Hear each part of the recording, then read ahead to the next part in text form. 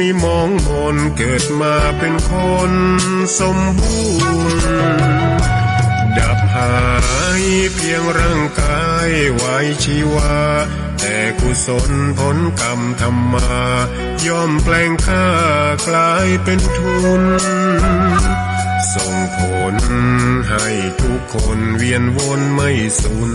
สุขและทุกข์เป็นไปตามทุนที่พวกคุณได้ก่อทำมา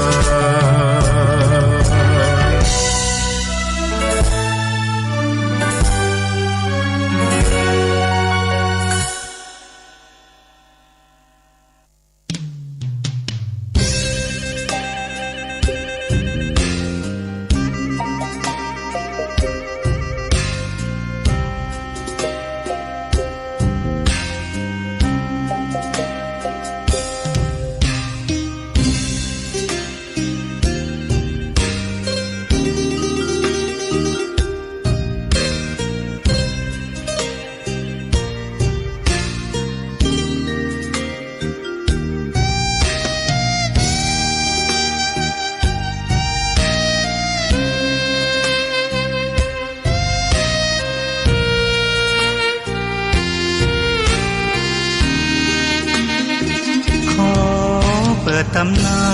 น1,300 กว่าปีแม่ชามเทวีสร้างพระเจดีย์ที่วัดดอยน้อ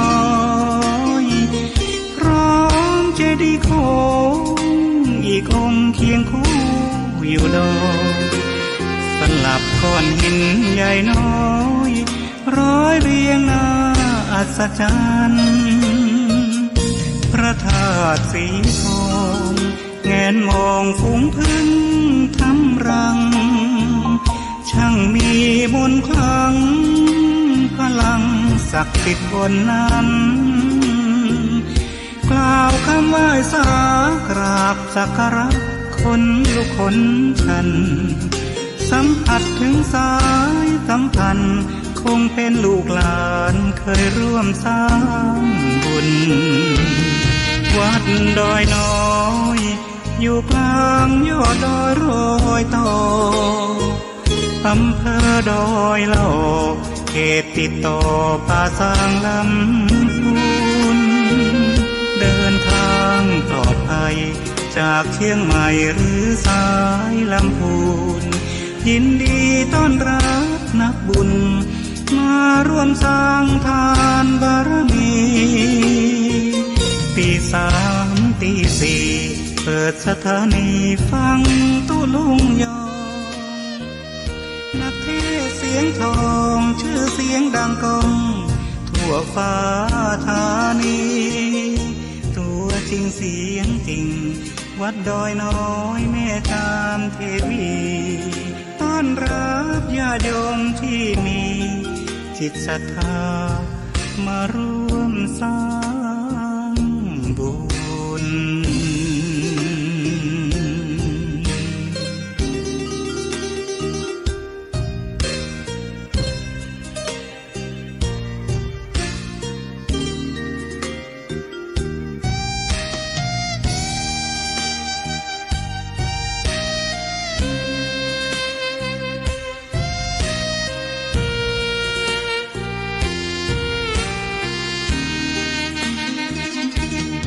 วัดดอยน้อยอยู่กลางยอดดอยโรยต่ออำเภอดอยเหล่าเขตติดต่อป่าสางลำพูนเดินทางปลอดภัยจากเชียงใหม่หรือสายลำพูนยินดีต้อนรับนักบุญมาร่วมสร้างทานบารมีตี3 ตี 4เปิดสถานีฟังตุลุงยองนักเทศเสียงทองชื่อเสียงดังก้องทั่วฟ้าธานีตัวจริงเสียงจริงวัดดอยน้อยแม่ตามเทวีต้อนรับญาติโยมที่มีจิตศรัทธามาร่วมสร้างบุญ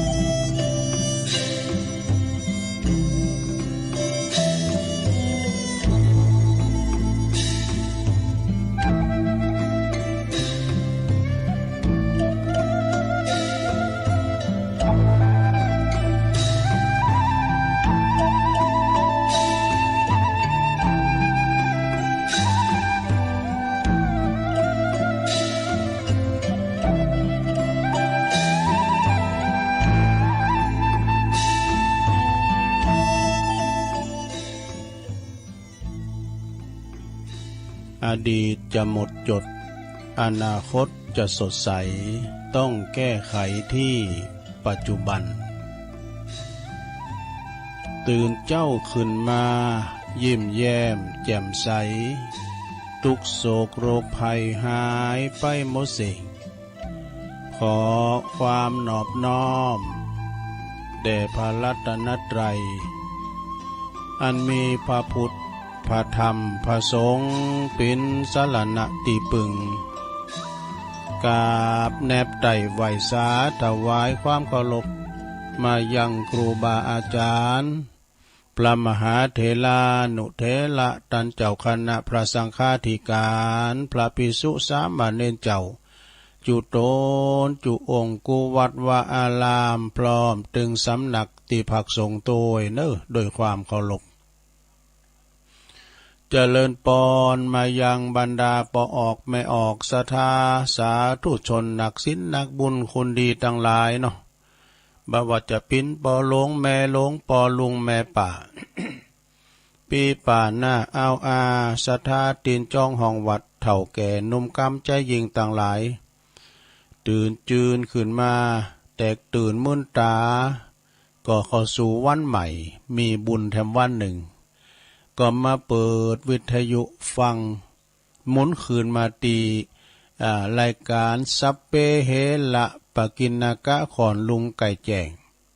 รายการเสียงธรรมแสงทองซึ่งก็ดำเนินรายการบริหารเวลาโดยต้นตัวแห่งอาตมาภาพเก่ากระผมตุลุงนันชัยวัฒน์นาคเสโน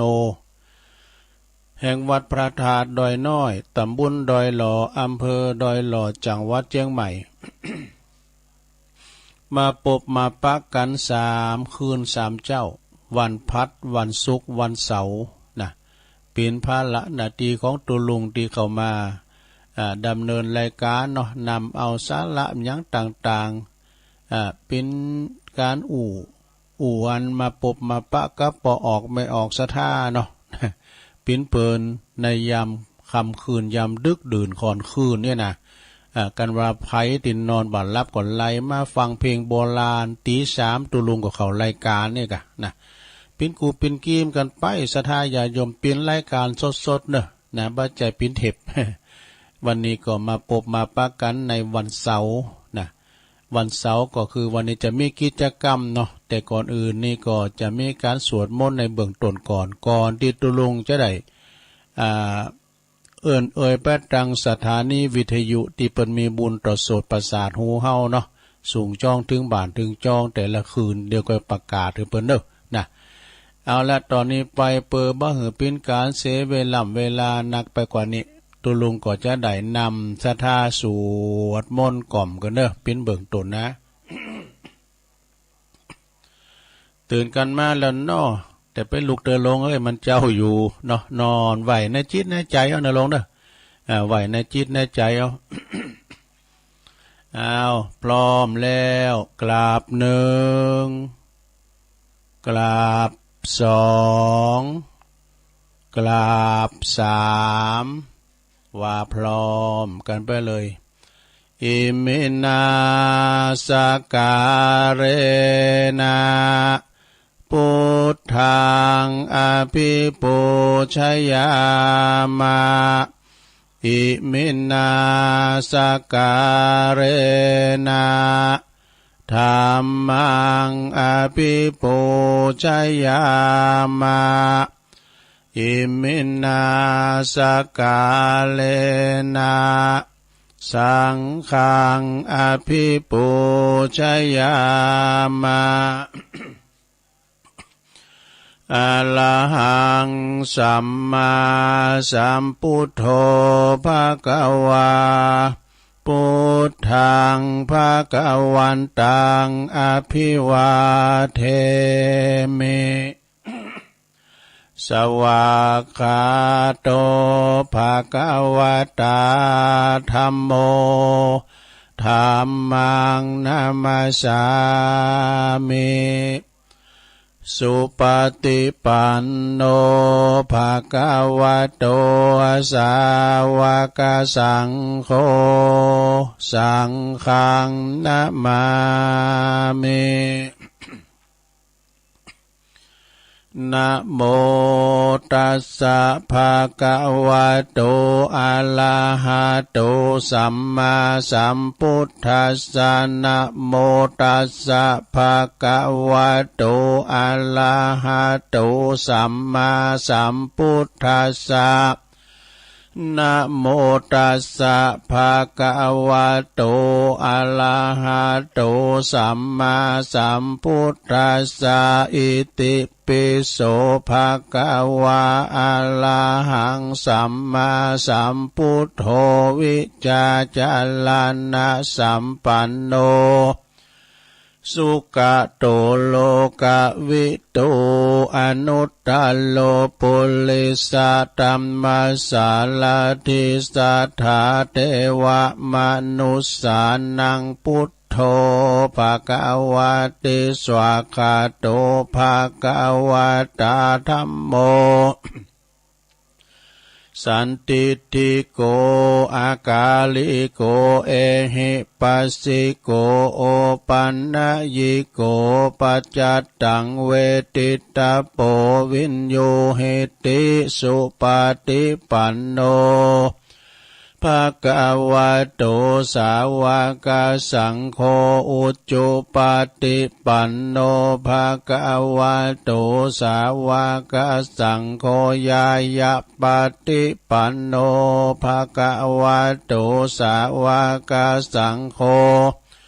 สามิจิปฏิปันโนภะคะวะโตสาวกสังโฆญาติตังจัตตาลิปุริสยุคานิอัฏฐปุริสปุคคลา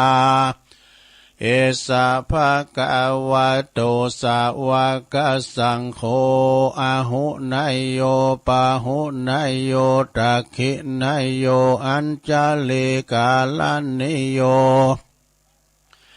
อนุตตลังปุญญเขตังโลกัสสาติ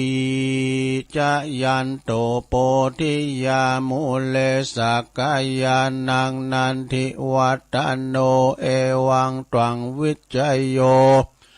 โหหิใจยสุใจยมังคัลเลอปัลลาจิตตะปัลลังเกสีเสปัทวิปุคัลเลอภิเสเกสัพพพุทธานังอากาปโตปโมทาติสุนักตังสุมังกัลลังสุปปะตังสุโหติตังสุขันโนสุโมโหโตจะสุยิตังพรหมจาริสุปัตตะกินังกายกัมมังวาจากัมมังปัตตะกินังปัตตะกินังมโนกัมมังปณิทิเตปัตตะกินาปัตตะกินานิกาตวนะละพันตเถปัทขิเนสัพพิติโยวิวาจันตุสัพพโลกโควินาสตุมาเตภวัตวันตรายโยสุขีติกายุโกภาวะอภิวาทานาสิลิสานิจังมุตตาปัจจายโนจัตตาโลธรรมาวาทันติอายุวันโนสุขังปะลังเอาแล้วศรัทธาญาติโยมต่างหลาย ตัวลุงก็ปิ้นก้าวปิ้นโหนำสวดมนต์ไปปิ้นเบิ่งต้นก่อนเนาะขอคุณปฏิตาไหลลัตนะผ่านแผ่วพระแก้วเจ้าตั้ง3ประการจงโดนบันดาลมาปกป้องคุ้มครองรักษาวัดวาอารามขวงแก้วตั้ง3ครูบาอาจารย์ประสงค์องค์สามเณรเจ้าอยู่กับวัดกับวาเนาะเผยแผ่สัจธรรมคำสอนแห่งองค์บวรสัมมาสัมพุทธเจ้าได้งอกงามไพบูรณ์ในพระศาสนาปินติสักการะปูชากราบไหว ปินเนอร์นาบุญศรัทธายึดเหนี่ยวจิตใจเปิ้นมาตานขันเขาก็เอวังโหตุมันแน่นอกแน่นใจเนาะศรัทธาญาติโยมก็เหมือนกันพอออกไม่ออกนะขอให้มีสุขภาพพลานามัยสมบูรณ์แข็งแรงกินข้าวลำกินน้ำลุงเนอะแล้วก็ขอปิ้นกำลังจิตกำลังใจอีปอยแม่ตีเดินเหินไปไหนมาไหนบ้านใดนะก็เอาวิทยุปิ้นกูปิ้นกีมไปเนาะจะเดียวตุลุงจะได้โทนกรรมนะโทนกรรมอันมันจะลืมนะอาจจะได้มีการโยงเข่าพระเจ้าโยงเข่าบาทโยงขันเกี่ยวตั้ง3ไหวพระหับศีลเนี่ยกะนะแล้วก็จะมีการแผ่เมตตานะอีตังอย่างกินจีวันตาลงวันตาหน่อยนะเพื่อกับเป็นการลืมเป็นเบื้องต้นเลยนะเป็นเบื้องต้นมีกรรมอาราธนาต่างๆสุดท้ายก็จะเตดน้ำเตดธรรมเนอะ วันนี้ก็มีเจ้าภาพอยู่ศรัทธาก็เดียวก็อื่นเนอะ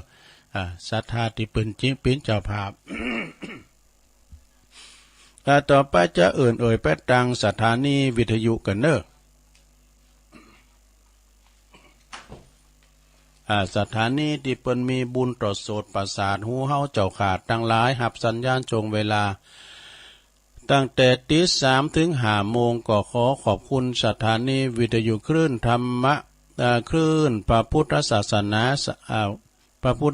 นาและก็วัฒนธรรมวัดไฟหินเนอร์ตำบลสุเทพอำเภอเมืองเชียงใหม่ FM 104.50 เมกะเฮิรตซ์โดยเมตตาบารมีธรรมอาจารย์ท่านพระครูสมุวิสุวัฒน์วรกิจโจองค์ขลงในเมืองฟังกันไปแล้วเนาะตั้งแต่เพลงมาแล้วขอบคุณสถานีวิทยุคณะสงฆ์อำเภอฝางตั้งอยู่ที่วัดพระบาทอุดมนำบ่อสาวาสำนักวิปัสสนา FM 100.25 เมกะเฮิรตซ์โดยเมตตาบารมีธรรมหลวงปู่ท่านพระครูสุจิตานุรักษ์หลวงปู่ใหญ่เจ้าคณะอำเภอฝางเนอะขอบคุณตุปีเจริญโชติธรรมโมโดยเนอะ และก็พระตุปีอมรเทพอุปสันโตนะ3 อำเภอตั้งแต่ฟังไม่อายชัยประการก็ฟังกันไปเสียงดังฟังสัตว์สถานีวิทยุแดนดินถิ่นล้านนาตั้งอยู่ที่บ้านโฮงงัวตำบลนำบ่อหลวงอำเภอสันป่าตอง FM 103.50 เมกะเฮิรตซ์โดยปีไอใต้หูเฮารุจิสมบัติเงาคำเนอะขอบคุณสถานีวิทยุขึ้นธรรมะของชุมชนวัดห้วยตองซักตำบลโขงเป้าจอมตอง FM 98.75 เมกะเฮิรตซ์โดยเมตตาบารมีธรรมอาจารย์พระครูวาปีวรมานิตท่านเจ้าอาวาสนอนและก็ท่านพระอาจารย์ชวลิชยวังโสก็ได้ลิงก์สัญญาณไปซ้ายไต่โซนไต่ก็ฟังกันไปเนอะขอบคุณสถานีวิทยุมนเสียงธรรมอำเภอแม่แจ่มจังหวัดเชียงใหม่วัดบุพาราม FM 106.25 เมกะเฮิรตซ์โดยเมตตาบารมีธรรมหลวงปู่ท่านพระครูมงคลวิสิทธิ์หลวงปู่ใหญ่เฮาเนอร์เจ้าคณะอำเภอแม่แจ่มขอบคุณท่านพระปลัดอุทัยทั้ง2อุทัยตุยขอบคุณสถานีวิทยุเน็กเนวเรดิโอ FM 96.75 เมกะเฮิรตซ์ตั้งอยู่ที่บ้านโจงตำบลทุ่งกวาวห้างหุ้นส่วนจำกัดอนุสรณ์เรดิโอ อำเภอเมืองปานจังหวัดลำปางเนอะขอบคุณสถานีวิทยุชุมชนคนเหนือเขื่อนตั้งอยู่ที่บ้านดงดำอำเภอฮอดจังหวัดเชียงใหม่ FM 90.75 เมกะเฮิรตซ์นะขอบคุณสถานีวิทยุเพื่อการศึกษาพัฒนาอาชีพ Radio Network FM กับ FM 103.00 เมกะเฮิรตซ์อำเภอเมืองจังหวัดลำปางโดยคุณอนุพงษ์ตาจีนะแล้วก็สถานีวิทยุRadio Network FM 99.50 เมกะเฮิรตซ์วิทยาลัยเทคโนโลยีเพื่อการจัดการกฟผ.แม่เมาะลำปางนะแล้วก็ขอบคุณสถานีวิทยุนะ FM 106.50 เมกะเฮิรตซ์วิทยาลัยสงฆ์นครลำปางวัดบุญญาวาสวิหารแล้วก็กับเดียวกันน่านฟ้าเรดิโอนะน่านฟ้าเรดิโอนี่ก็ FM 100.25 เมกะเฮิรตซ์คุณลุงนิรันดร์ปันดอนตองตั้งอยู่ปู้นบ้านปัดแดดบ้านไม่พิมพ์เหมือนบุญก็ไปแล้วสถาญาติโยมทั้งหลายเนาะสิ่งเหล่านี้นะเทคโนโลยีต่างๆนะมันเป็นสื่อด้วยถ้าว่าเฮาเปิ้นลิงก์สัญญาณก็กล่องเอาสัญญาณตุลุงไปออกก็ไม่ได้ยินการสักครู่นะ เพราะฉะนั้นเปิ้นจึงมีบุญต่อโสตประสาทหูฮอนฟังถึงจ้องถึงบ้านบางคนก็นอนฟังยืนฟังเตียวไปเตียวมาแล้วก็เยการบัดลบรับแทบคำบ้านคำจ้องเรียกว่าทุกอิริยาบถสี่นางนอนยืนเดินโดยมาก็จะนอนก็อยู่เนาะลงเนาะนอนฟังไปแล้วก็รับไปเนอะรับไปเพราะว่ามันเป็นถ้ำก่อมรับ ฟังกันไปซะนะก็วันนี้ก็เป็นวันเสาร์ศุกร์เอาเหล่าเสาร์เอาหน่วยวันนี้วันเสาร์ตีเก่าแล้วกันนะแล้วก็11ค่ำแล้วเนอะวันศีลหน้านี่จะเข้าวัดซาแล้วศรัทธาญาติโยมทั้งหลายก็วันนี้ก็มาปบมาปะกันวันนี้ก็ทั้งวันตุลุงก็อยู่กับวัดเพราะว่าวันนี้จะมีการอุปสมบทเป็กตุเจ้าหมู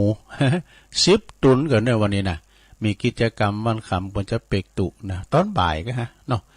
พวกก็มีแถมพวกนี้ก็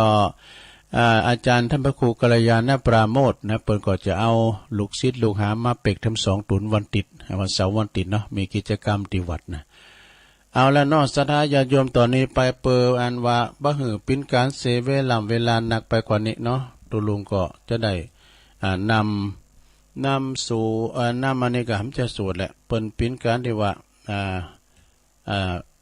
โทนความจำต่างๆวันนี้วันเสาร์มีกิจกรรมเนอะเอาจะมีการโยงขันเกี่ยวตัง3นะแล้วก็โยงเข้าบาทเข้าพระเจ้าอย่างเงี้ยกะแล้วจะได้ใส่บาตรญาติปกปินกิจกรรมเนอะยกวัดมาบาทนะลงเนอะบางคนได้ไปวัดไปว่ามาแต่เฮิงก็ฟังเอาเนี่ยเนอะตัวลุงก็ถึงแต่ปิ้นถึงปู่จานนะเป็นถึงนายก แต่พองหลินพองบ่ถือสากันเอาละพร้อมแล้วเนาะเอาเลยปู่จานจะไปว่านักโยงเข้ากันนะลงเนอะนะมาเมพุทธังคุณัสสะกัลลันตังนะมาเมธัมมังมุนิลาจเตสิตังนะมามิสังฆังมุนิลาจาสาวกังอาจายโยโนปันเตอาจักัมมายาถาปัลเลยาถามุลลาเหยาถาอากุสเลเยมายังพุทธธรรมสังฆาเตสุปัญจลัตตเนสุอาติเตวะปัจจุปันเนวะอวิวายติวา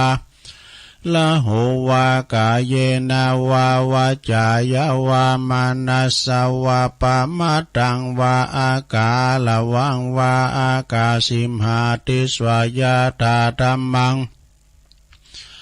ปฏิกาโลมาเตสังโนปันเตปุตตติลาตานะแต่ยังอนุกัมปังอุปัฏฐายาอาจายังอาจายาโตปรติกันหันตุคัมมันตุสัพพังโตสังอายาติงสังวลิสามานักปุเนวังกัลลิสามาสันจิจโตสังอาสันจิจโตสังสัพพังโตสังขมันตุโน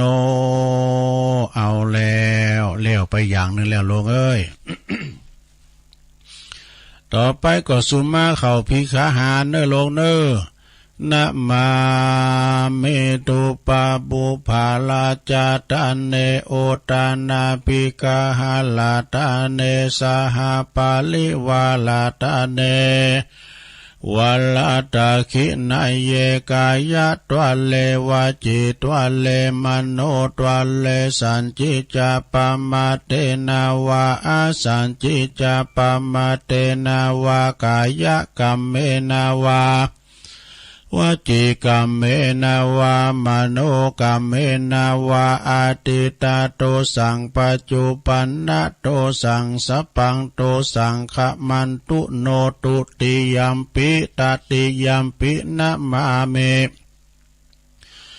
ตุปะบุภาลาจาตาเนโอตานาปิกาหาลาตาเนสหปาลิวาลาตาเนวาลาตาคินาเยกายะตัวเลวจิตัวเลมโนตัวเล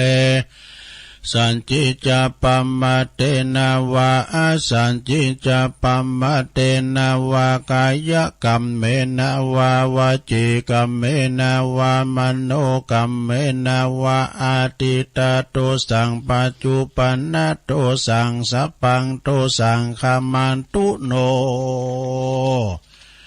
เอาแล้ว แล้วไปทำอย่างนึงแล้วหรือทำสองอย่างนึงลงเนอะ ต่อไปก็โยงเข้าพระเจ้าเด้อปลามอื่นนะครับเนาะอิมังโอตานาปินดาตานังติลัตตานานังสักกจังเตมาปูเจมาตุติยัมปีอิมังโอตานาปินดาตานังติลัตตานานังสักกจังเตมาปูเจมาตติยามปิอิมังโอตันนาปินดาตานังติลัตตานานังสักกัจจังเตมาปุเจมาติคาลตังหิตายาสุขายะยายาวานิปานายาสังวัตันตุโนแล้วไปทำอย่างหนึ่งต่อไปโยงเข้าบาทเด้อไขกะติเกไขฟ้าก่อกองเจาะใส่เก่าใส่โห ว่าพร้อมกันไปเลยสาธุโอกาสะโอตานาปินติปาตังตานังนิปานาปัจจโยโหนตุโนนิจังโอตานาปินติปาตังตานังนิปานาปัจจโยโหนตุโนนิจังโอตานาปินติปาตังตานังนิปานาปัจจโยโหนตุโนนิจังเอาแล้วสัทธาญาติโยมทั้งหลายตอนนี้ไปก็ไปตั้งแถวเด้อจะได้ใส่บาตรนะก้อยลุกไปไปตั้งแถวที่โฮงหลวงปุ่นนึที่โฮงครูบาปุ่นนึตั้งแถวมาปอจายเตวบุตรอยู่แถวหน้าเมยิงเตวดาอยู่แถวหลังนะถอดแคปไปถอดแคปไปจ่อใส่เก่าใส่โหนะเอาไข่โยมเนิ่มเกี่ยมค้ำม้ามจูเขาไม่แน่หมดเอาสหากะละมังทางเป้เนื้อไทยเข้ารุ่นบาทนะคุณมาหลายวันเนี่ยรุ่นศาลาหอคุณมาลงมาหลายมีปสจมีท่านนายกรองนายกปกำนันสารวัตรแพทย์ปหลวงบ้านผู้ช่วยปุดุมาหมดพอเฮาก็มาเนาะ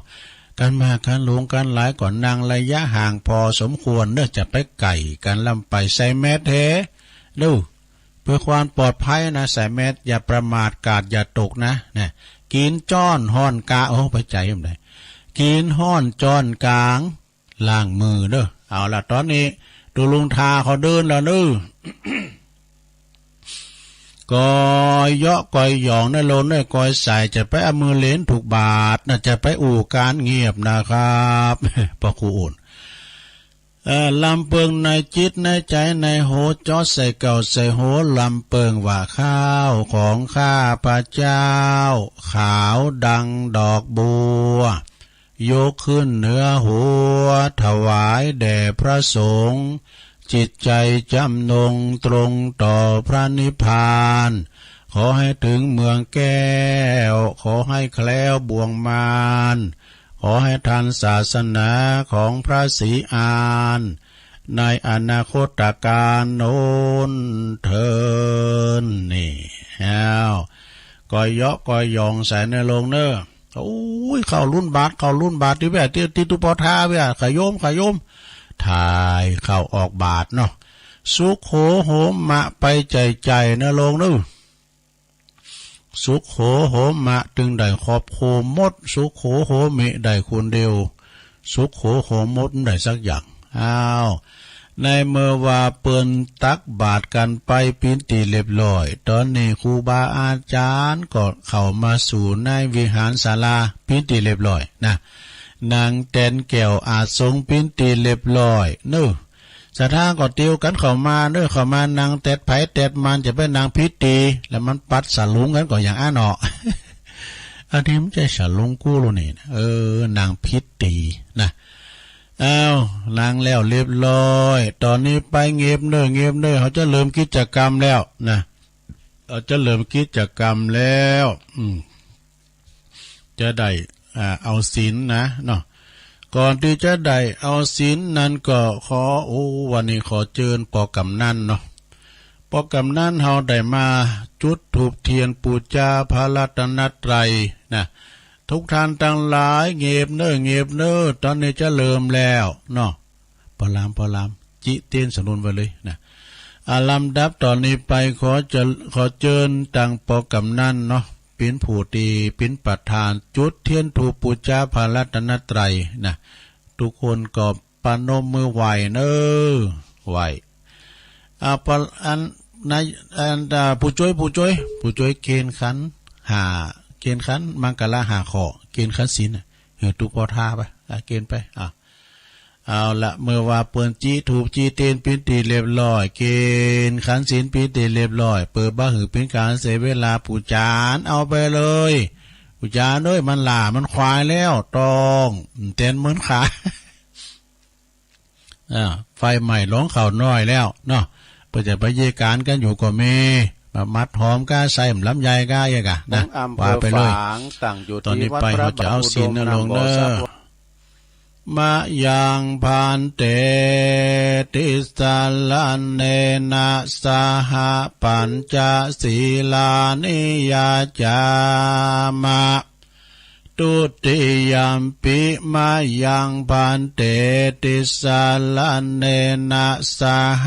ปัญจศีลานิยาจามะตติยัมปิมายังพันเตติสาลันเนนะสหปัญจศีลานิยาจามะนะโมตัสสะภะคะวะโตอะระหะโตสัมมาสัมพุทธัสสะนะโมตัสสะภะคะวะโตอะระหะโตสัมมาสัมพุทธัสสะนะโมตัสสะภะคะวะโตอะระหะโตสัมมาสัมพุทธัสสะพุทธังสรณังกัจฉามิธัมมังสรณังกัจฉามิสังฆังสรณังกัจฉามิตุติยัมปิพุทธังสรณังกัจฉามิตุติยัมปิธัมมังสรณังกัจฉามิตุติยัมปิสังฆังสรณังกัจฉามิตติยัมปิพุทธังสรณังกัจฉามิตติยัมปิธัมมังสรณังกัจฉามิตติยัมปิสังฆังสรณังกัจฉามิติสรณะขมานังเนติตัง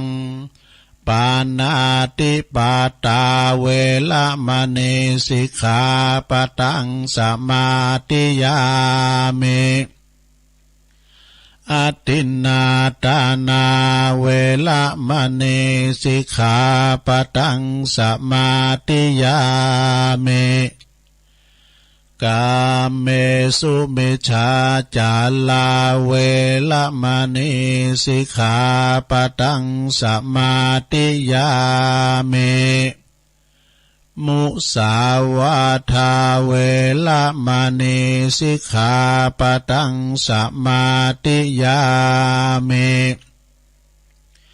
สุราเมรยะมัชฌะปมาตฐานาเวละมณีสิกขาปะตังสมาธิยามิอิมานิปัญจสิกขาปทานิสีเลนะสุขติงยันติสีเลนะโพ กสัมปตาสีเลนะนิปุติงยันติตัสมาสีลังวิโสทะเยสาธุสาธุสาธุเอาแล้วสาหับสินหากันไปปินตีเรียบร้อยนอนลงเก็บไว้ดีๆนะลงไปเสียมันหายเนอะมันกะละหาคอนี่นะเนาะโดยมากมันจะหายคอติมุสาเนี่ย มุสาเนี่ยนึกเอาพองเนาะก็เก็บไว้ก็มันหายก่อนพี่ยังสินหนาตัวลงถึงมาปั้นแถมติ๊กๆก่อเนาะนี่เอาอกเอาใจของปลงไม่ลงที่ไปวัดไปวามได้เอาสินเอาปอนกันแล้วเนาะ รักษาไว้แล้วเปิดว่าหอมได้ไปวัดไปวาดตุลุงมาโท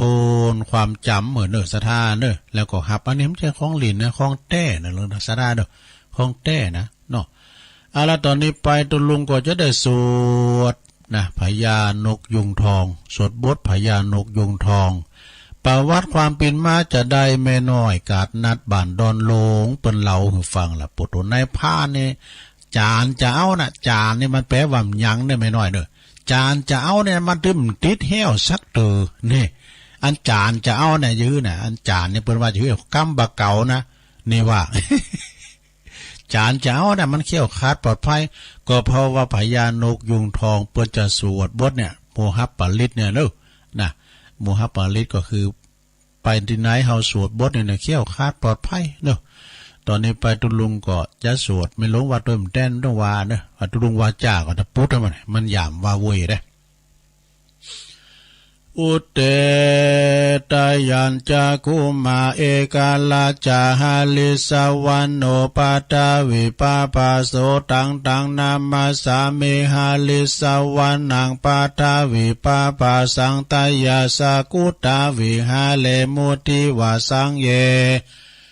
ปลมานาเวตากุสปะตัมเมเตเมนะโมเตจามังปัลลายันตุนามาตุพุทธานังนามาตุโปติยานะโมวิมุตตานังนะโมวิมุตติยาอิมังโสปาลิตังกัตวะโมโลจาลติเอสนาอเปตยัญจะกุมาเอกาลาจาลิสวันโนปัตตวิปาปาโสตังนามาสามิหาลิสวันนังปัตตวิปาปาสังตยาสกุตาวิหาเลมุรติงเย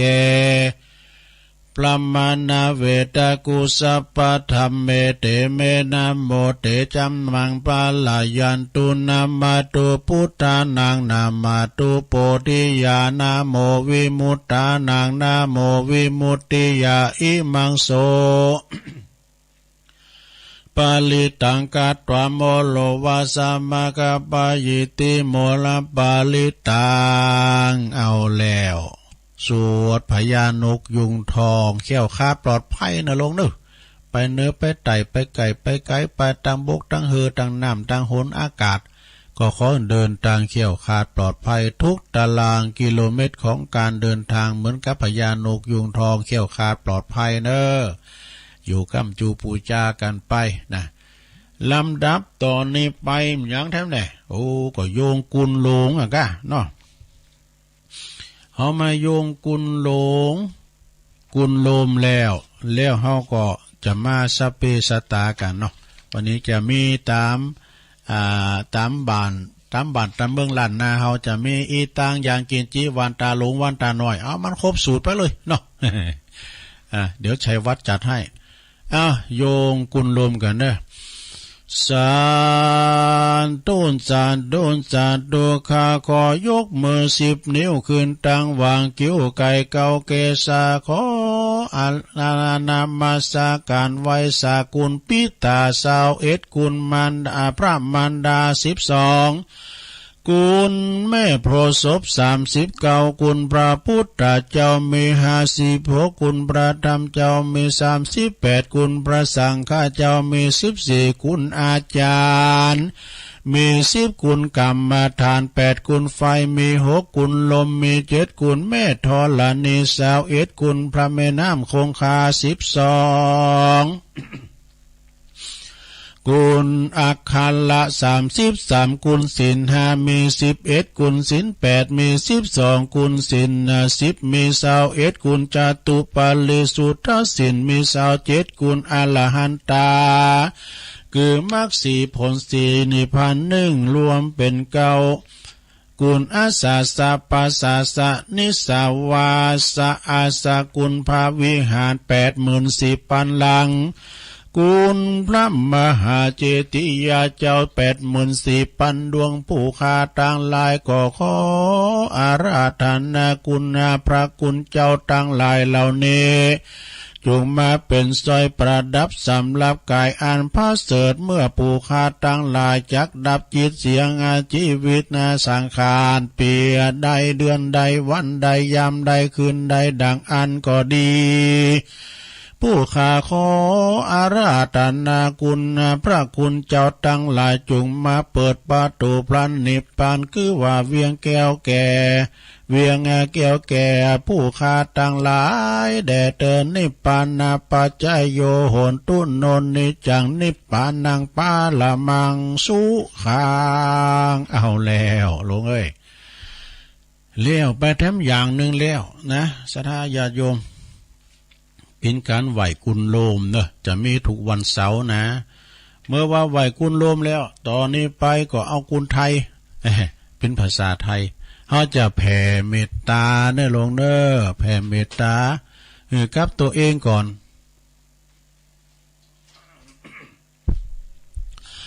แล้วก็ก้อยแผ่สัมภาษณ์ทั้งหลายเนาะว่าตัวกันไปเลยอาหังสุขิโตโหมิขอให้ข้าพระเจ้ามีความสุขนิทุกโหโหมิปราศจากความทุกข์อเวโรโหมิปราศจากเวรอภยาปัจโชโหมิปราศจากอุปสรรคอันตรายทั้งปวงอนิคาโหมิปราศจากความทุกข์กายทุกข์ใจสุขีอัตตานังปริหารามิมีความสุขกายสุขใจรักษาตนให้พ้นจากทุกภัยทางสิ้นเถิดนี่อันนี้เป็นว่าเฮาแผ่เมตตาให้ตัวเก่าเฮานี่เด้อศรัทธาเด้อแผ่แล้วต่อไปเฮาจะแผ่สัมภาษณ์ทั้งหลายเจ้ากรรมในเวรทั้งหมดเนาะได้รับส่วนบุญสัพเพสัตตาสัตว์ทั้งหลายที่เป็นเพื่อนทุกข์เกิดแก่เจ็บตายด้วยการทั้งหมดทั้งสิ้นอเวราโหนตุจงเป็นสุขเถิดอย่าได้มีเวรแก่กันและกันเลยอภัยยาปัจจาโหนตุจงเป็นสุขเถิดอย่าได้เบียดเบียนซึ่งกันและกันเลยอนิคาโหนตุจงเป็นสุขเถิดอย่าได้มีความทุกข์กายทุกข์ใจเลยสุขีอัตตานังปริหารันตุจงมีความสุขกายสุขใจรักษาตนให้พ้นจากทุกภัยทั้งสิ้นเถิดเอาแล้ว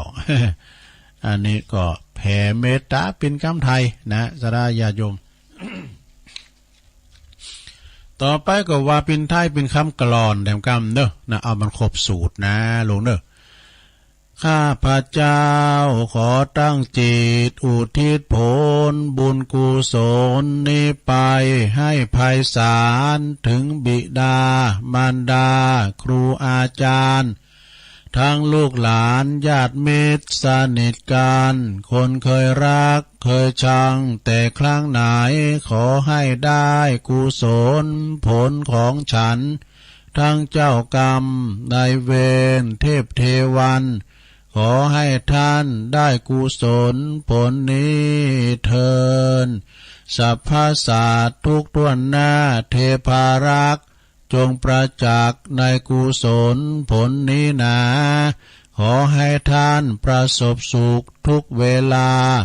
สมดังข้าอุทิศให้ด้วยใจเถิดจบแน่ศรัทธานะอันนี้เป็นคำไทยนะ ตอนนี้ไปก็จะปิ้นอดีตชราเนี่ยเขาจะเอาวันตาเขาจะเอาอีตังอย่างกินจิตามตีหลวงพอมานิดเนี่ยเอาล้านนาเขาเนี่ยตุลุงเอาภาคเหนือเขาเนี่ยเอาได้เดี๋ยวแชร์วัดจัดให้เขาจะเอาอีตังอันหยาดน้ำนะลงเนอหยาดน้ำอีตังนะอย่างกินจินี่นะเด้อเกมน้ำหยาดเด้อเกมน้ำหยาดเด้อถ้าไผมีก่อนเป็นอย่างหยาดในจิตในใจหันผู้การก็ไปดักเอาว่าไปแล้วผู้การโอ้ขยาคือเขาอิตังตานากัมมังนิปานาปัจจยโยโหตุโนนิจังอิตังศีลากัมมังนิปานาปัจจยโยโหตุโนนิจังอิตังภาวนากัมมังนิพพานาปัจจยโยโหตุโนนิจังยังกินจิกุสลังกัตตาปังกัมมังสเปเหกะเตเหกะตังปุญญังโนอนุโมตันตุสุนันตุพนโตเยเตวะอาสัมมิงทานเนอาติกาตาติกายุกาสัตตาโหนตุ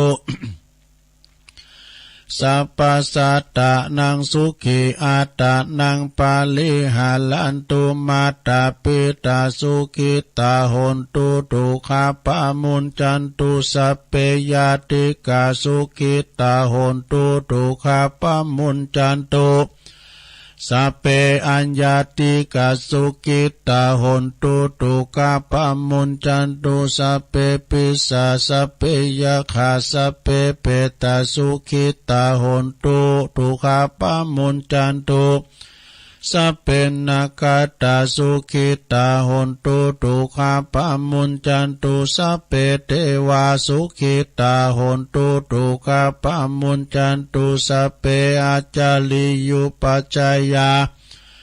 สุขิตาโหนตุตุขาปะมุนจันตุสัพพสัมปติโยสามิจันตุ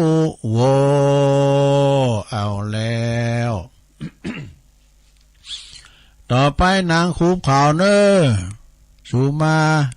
วันตาผาเจ้าเนอวันตาหลงว่าพร้อมกันไปเลยวันตาเมปุตังสัพพะเมโตสังคัมมาธัมเมปันเตวันตาเมธัมมังสัพพะเมโตสังคัมมาธัมเมปันเตวันตาเมสังฆังสัพพะเมโตสังกัมมาธัมเมปันเตวันตาเมกุลุอุปัชฌาจาริเยสัพพะเมโตสังกัมมาธัมเมปันเตวันตาเมกัมมัฏฐานังสัพพังเมโตสังกัมมาธัมเมปันเตวันตาเมอาลัมเมภัตตสิมายังสัพพังเมโตสังกัมมาธัมเมปันเต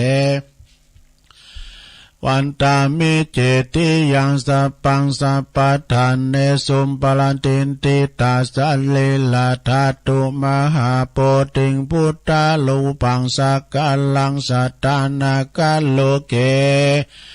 เทวโลเกพรหมโลเกจัมปุติเปลังกาติเปสัลลิลาธาตุโยเกสัทธาตุโยอะระหันตาธาตุโยเจติยังกันตะกุติงจตุราสีติสหัสเสธัมมกันเตสัพเพตังปาตาเจติยังจะอะหังวันตามิสาปาโสกราบเอาต่อไปเด้อหันหน้าปาตังตุลุงทานหันหน้าปาตังครูบาเด้อเอาจะวันตาครูบาอาจารย์ด้วยสุมากาลวาได้ยกที่ต่ำได้ยามที่สูงจะได้ก็ดีได้ปามาตะอปามาตะก็ขอสุมากาลวะเนอ วันตาเมพันเตสาปังอาปัลลาตังคัมมาธัมเมพันเตมายากาตังปุญญังสามินาอนุโมติตาปังสามินากาตังปุญญังไมหังตาตาปัง สาธุสาธุอนุโมทามิกัตตาโลธรรมาวัฏันติอายุวันโนสุขังปะลังสาธุสาธุสาธุฟังทุกเอาแล้วศรัทธาญาติโยมทั้งหลายกิจกรรมวันเสาร์มีการไหว้พระหับศีลโทนความจำเนาะแล้วไปแล้วโอ้ก็ติ่มอกติ่มใจสุดใหญ่ตั้งแต่ไหว้พระหับศีลมาเนาะศรัทธาญาติโยมโยงเขาภิกขาหารสุมาเขาภิกขาหารก็จบลงไปทุกวันเสาร์เนาะศรัทธาเนาะทุกวันเสาร์ก็มีกิจกรรมอย่างเพื่อว่าจะโทนความจำไก่เข้าวัดสามาแล้วลูกเนาะนะแล้วเตก็ปอยแมนได้ไปวัดไปว่าเป็น2 ปี 3 ปีกูมันจะลืมไปกันเนาะก็เลยยกวัดมาบานเป็นกิจกรรมทุกวันเสาร์เนอะศรัทธาญาติโยมทั้งหลายก็เรียบร้อยไปแล้วกันไปแต่เจ้าลืมไปเนอะแถมคืนเนอะสุมาเนอะประดมบ้านทุ่งเรดิโอนะสถานีวิทยุบ้านทุ่งเรดิโอ FM 89.50 เมกะเฮิรตซ์อำเภอสันป่าตองของปอุดมพุทธวงศ์ด้วยนะสถานีเปิ่นก็มีหลายดังฟังชัดเจนขอบคุณเนอะวันนี้ตุลุงก็จะได้ติดน้ำติดธรรมอยู่เนอะมีเจ้าภาพอยู่เอิ้นไปตั้งอาจารย์ชัยทองขันนะอันนี้ก็ปครูเก่าตั้งพี่น้องหลายปีงเปิ่นก็ฟังกันอยู่นะแล้วก็ไหว้สาบารมีธรรมตุลุงเสริมด้วยเนอะวัดเราดูเขาลุงก็ฟังตุนะเดี๋ยวเปิ้นตื่นเจ้าคนเฒ่าเนาะแล้วก็เอิ้นมาตั้งอาจารย์ประดิษฐ์คุณวิโลนะท่านมหาปุ้นวัดดอนตองก็ฟังอยู่นะดูขอบคุณหลายๆเด้อหลายตีหลายๆตั้งเอิ้นมาตั้งดอยแก่นเดียวโดยไอ้ทองบินเขาปีสมเพชรเขาด้วยเนาะ วันนี้ก็พี่น้องตอนนี้เนี่ยเปิ้นจะเมานะเปิ้นจะเมาแล้วก็มีเพิ่มเติมมาแถมเนอศรัทธาญาติโยมทั้งหลายก็มีครอบครัวของแม่แสงจันทร์สมรูปนะแล้วก็มีตั้งน้องจันยาน้องอันนี้เดี๋ยวกันเด้อเปิ้นเพิ่มเติมมาเนอะศรัทธาเปิ้นก็ถวายทานนะหลายอย่างหลายอันด้วยกันสำหรับแม่แสงจันทร์สมรูปเปิ้นอยู่บ้านป่าค่าดอยสะเก็ดและก็น้องภัทรวดีนางสาวภัทรวดีสุดาคำน้องการพร้อมด้วยครอบครัวนะนอกจากจะต้านขันเข่าต้านน้ำต้านทำกลางวาสาตลอดแล้วเปิ้นก็ยังถวายปัจจัยและก็ยังถวายต้านขันเกี่ยวตั้ง3เนอะศรัทธาเนอะโอ้งามเนาะขันเกี่ยวตั้ง3ปิ่นไม้เปิ้นแปลงเปิ้นเอามาถวายแล้วก็มีพานทองตะขันกวดน้ำตัวน้ำหยาดอย่างตัวนะอาสนะลบนางประสงค์นะแล้วก็ตานข้าวสารแดมอุปโภคบริโภคมากมายก็ต้องขอบคุณครอบครัวของคุณแม่แสงจันทร์สมรูปนะแล้วก็นางสาวภัทรวดีสุดาคำน้องการนะเอามาตานกันวันนั้นก็ต้องเจริญปอนขอบคุณมาณโอกาสที่นี้ตัวเนอะแล้วก็ตานนำตานทำตัวอันนี้เพิ่มเติมตานขันเกี่ยวตั้ง3เพิ่มเติมแถมเนาะแล้วก็ขอบคุณทางปนานสุนทรบุญยสิงห์ตัวเนอะจากบ้านน้องดูหลายปีเหมือนกันอดีตเป็นปิ้นประจันวัดปิ้นประจันวัดน้องดูด้วยนะปนานอายุ87 ปีแล้วนะเปิ้นก็ส่งปอบหนังสือตำรับตำลามื้อจันทร์วันดีวันเก่ากองร้องปืนดอกปืนได้อย่างเงี้ยกะนะตุลุงมาศึกษา จะได้เอาศึกษาเนี่ยขอบคุณปนานสุนทรเนอะปนานสุนทรบุญยสิงห์ตัวที่เปิ้นได้ได้อันนี้มานะเนาะตอนนี้ไปตุลุงก็จะเอาน้ำเอาทำมาเตะนะ4 โมงพอดีโยมการลำดา กิจกรรมน่ะมันเป็นกึ่งชั่วโมงบ่แล้วนะ แต่ก่อนเป็นอย่างนั้นเนาะทุกวันเสาร์ก็เขาก็วิ่นไหววันหนึ่งเขาก็เอากิจกรรมไปกรรมหนึ่งเองอะนะก็จะเป็นการติดน้ำติดธรรมเจ้าภาพก็วันนั้นเปิดก็ผู้นำบุญเนาะโยมปฏิภาณโยมเพชราชูวงศ์นี่ปู่นำบุญเนี่ยเปิ้นมาเอารถตู่มากันเนี่ยเปิ้นมาจากบ้านต้นกอกตำบลบ้านกลางอำเภอสันป่าตองเนอะลมตำบลเก่าวัดเนี่ยก็รถเวมานี่นะเดี๋ยวก็ประกาศและจื่อและนามเนาะนะแล้วก็มีคุณแม่กันดาศรีเนตรจากหางดงโดยพ่อสมศักดิ์แม่เพนขาวเตี้ยโดยเนอะเกมน้ำยาเนอะแม่เพนเด้อต่อไปลุงเจ้าวาดทำก่อนเนอะแล้วก็ค่อยมามาจ้าประกาศข่าวสารงานบุญตักต่างลายการปิ้นลำดับต่อไป ป้าจานนันอ้ายมารัตนาธรรมกรรมนิปานังเยนากะลังลัมมังเยนากาสายังปันดิโตตังโนมากังอุติสิตุงธรรมมุตตะมังปัจจังอาลาธนังกะโลมาฟังไปรับไปในลงเด้อนะโม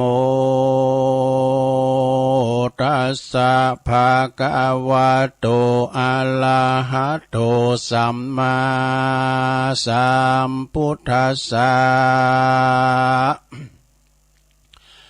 อิมังธัมมาเตสานังสัทธาสวัตถิยังวิหาลันโตอัลลัมภากะเทศิสาทาโวดุลาสะปุลิสาตั้งหลายตั้งยิ่งใจหนุ่มเทาอันปากันเข้ามาสู่สถานเพื่อกาทำบุญทานหยาดน้ำอุติสาพร่ำไปหายังภูมอลันนามวยมอดขอเฮินนาบุญยอดอันนี้ไปลอดเลววายดังเราจะไขบอกเล่าตามดังนักปราชญ์เจ้าหากเทศนาบัดนี้แหละนาศรัทธาอันว่าสัพพัญญูปาพุทธาเจ้าตนเป็นปิ่นเก่าติโลกาจารย์พุ่งสำลานยังจอดอยู่ในยอดอารามนะอันเลืองงามบ่อผ่อนอยู่นอกบ่อนเมืองสาวัตถีพระโมนีโตนผ่านแผ่วก็พระลบแล้วยังพรามอันมาถามเป็นเหตุพระจึงเทศนายังคาถาอันนี้ว่ายังกินจาลมนังกัตวาตาจารดานามาจาลีดังเนกิละดังได้ยินมา ยังมีพระมนาพุนหนึ่งใสอยู่นอกเมืองใหญ่สาวัตถีใดปุลีเมืองกวางมีชื่ออ่างว่าจานุสโสนีเขาของมีนักโสด80 โกฏเป็นไม้เมจายพายแผ่กว้างโฮมก่อสร้างต่างตานคือปีกาหารใส่บาตรแก่เจ้าสินสะอาดบุญมากตานแก่คนยากเข็นใจคนยากไร้อนาถาตั้งญาติกาพ่อแม่มิตรแก้วแก่สาหายอันจูติตายไปนาละคาบกว่าเป็นผีอันว่าเศรษฐีผู้ใหญ่มีใจใฝ่กันเองหายังหมู่วงศาพี่น้องอ่านตายจากห้องเมืองโคนก็มีหันและนาเอตัมปันนาลัตติงยังมีในคืนหนึ่งใส่พรามผู้ใหญ่บุญนานอนใส่ยามาม้อยในพระศาสซอยสายสียามระวายตรีคอนลุ่งต้านพรามก็มากึดคงไปมากันเองหาภาพแผ่ยังพ่อแม่ญาติกา อันหมอลานนาตายจากลาลาพรากเป็นผีพงก็ได้กะทำดีไว้ก่อนเตี้ยงบ่หอนถอยจากกันพรากหน้าตายไปยอมจักใดไปเกิดที่จันฟ้าเลิศไปบนพ้องกาดตำตนบอดดีเป็นมิจฉาทิฏฐิใจหยาบกะทำบาปเลือลายการว่าเขาตายมวยม้างอันว่าบาปเขาได้สร้างนำตาก็จักส่งอยู่เฮได้เมื่อสู่อาบายจักมีอันใดมาช่วยกรรมเฮใดลวงล้ำต่างผ่านเราเฮตันไปหายังสัพพสัตตาน้อยใหญ่จากลอดไข่สันใดหรือตันไปหลายหลากหรือบุญนั้นหากสูญหายตานหาคนตายนั้นใส่เขาจักใดหรือจะพรามสั่งกาบในใจกันอาทิสายแจ้งส่องไปตามจ้องโลกาพรามก็มาจ้าบอกกล่าวไขขานข่าวเป็นไม้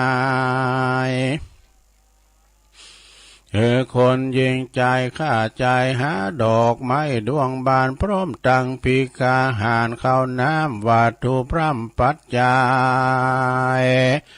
แล้วก็ปากันไปมวลหมู่เข้าไปสู่เวหารที่พระทรงยานย่างจอดก็ไปไว้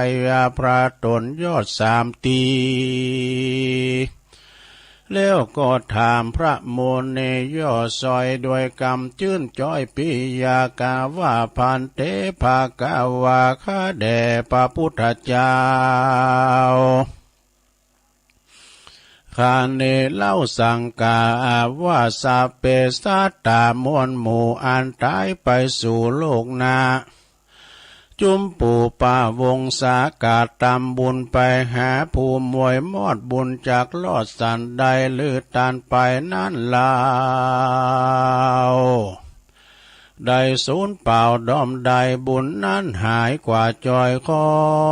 พระย่อซอยบุญนาเตสานะเก่าแก่เฮือหายแก่สงสัยแด่เตออัตถโคพังกาวาเตสังวจนังสุตวาในกาละนั้นใส่พระที่ไว้ตนงามกันว่าพรามผู้เทามาตั้นเหล่าปูชาพระสัทธาตนผ่านเพวจึงไขข้าอุบแก้วเทศนาว่าดูลาตั้นพรามผู้ใหญ่มีใจใฝ่กันเองหายาติกาพี่น้องอ่านตายจากห้องเมืองโคนนะบุญกุศลไหลแหล่อันพ่อแม่ญาติกาตานไปหาผู้ตายก็จักผันพายไปรอดผู้มวยมอดมอลานนาต้องจักต้องกาติกาสามสิ่งจริงอุดมยิ่งกุศลเกิดตานเหือตนหนอดเนาภิกขุเจ้าผู้มีเพียรกับดังสามมาเน้นใหญ่น้อยศีลจองห้อยบ่อนิตานแล้วยินดีหลายแหล่อุติสะแผ่ไปหาผู้ตายบุญตั้งหลายไปลอดไปจุดจอดผ่านภายกันผู้ตายรู้แล้วก็มีใจผ่องแผ้วโมตนาบุญบ่อไก่กาหลีกลีหายไปที่ตั้งใดเตียงจักใดไปโยกย้ายออกจากค่ายที่ผ่านปาละเมยานล้ำเลิศจักใดไปเกิดจันฟ้าบุญแก่การนำไปก็จักใดไปเกิดจันฟ้าเลิศเมืองสวรรค์นั้นแหละนาสัพเพเปตาอันว่าเปรตนานามวนหมู่ยามเมื่อเขาอยู่เมืองโคน การกาตำตนบ่ดีกายะกายกรรมมีบ่ชอบวจีกรรมด่าตอบล่วงลายมโนกรรมลายใจหยาบ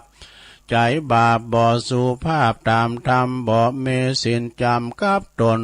บุญกุศลใหญ่น้อยบุญกุศลน้อยใหญ่บ่หอนใดกาตำเตียวตังดำจาใจก็จักได้ไปสู่สาวยกรรมอยู่ตามมีกรรมเวรนี้เสียงขาดบุญจึงจักมาป้าต่อตำจักใดนำขึ้นสู่ยังที่อยู่สถาน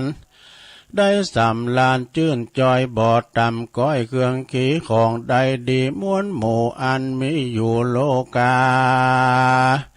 คนโมลันนากราพลากก็บ่อาจจักลากตัวไปเว้นแต่โมตตะมะนาไม่หยาดนามนะกันว่าบุญเขามากล้ำเรือไหลก็จักได้พันภายไปเกิดจันฟ้าเลิศไปบนนะเลือได้เอาต้นขึ้นสู่ยังที่อยู่ในลาปานก็ขอพลาบุญตาเนแล้วไปยกพระคือได้พ้นจากตั้งพานได้สุขสำลานบานลำเลิศเธอได้ไปเกิดเมืองสวรรค์หรือพลาบุญตานผู้ตายมีมากได้ไปเสวยอยู่ในภาคเมืองบนก็ขอ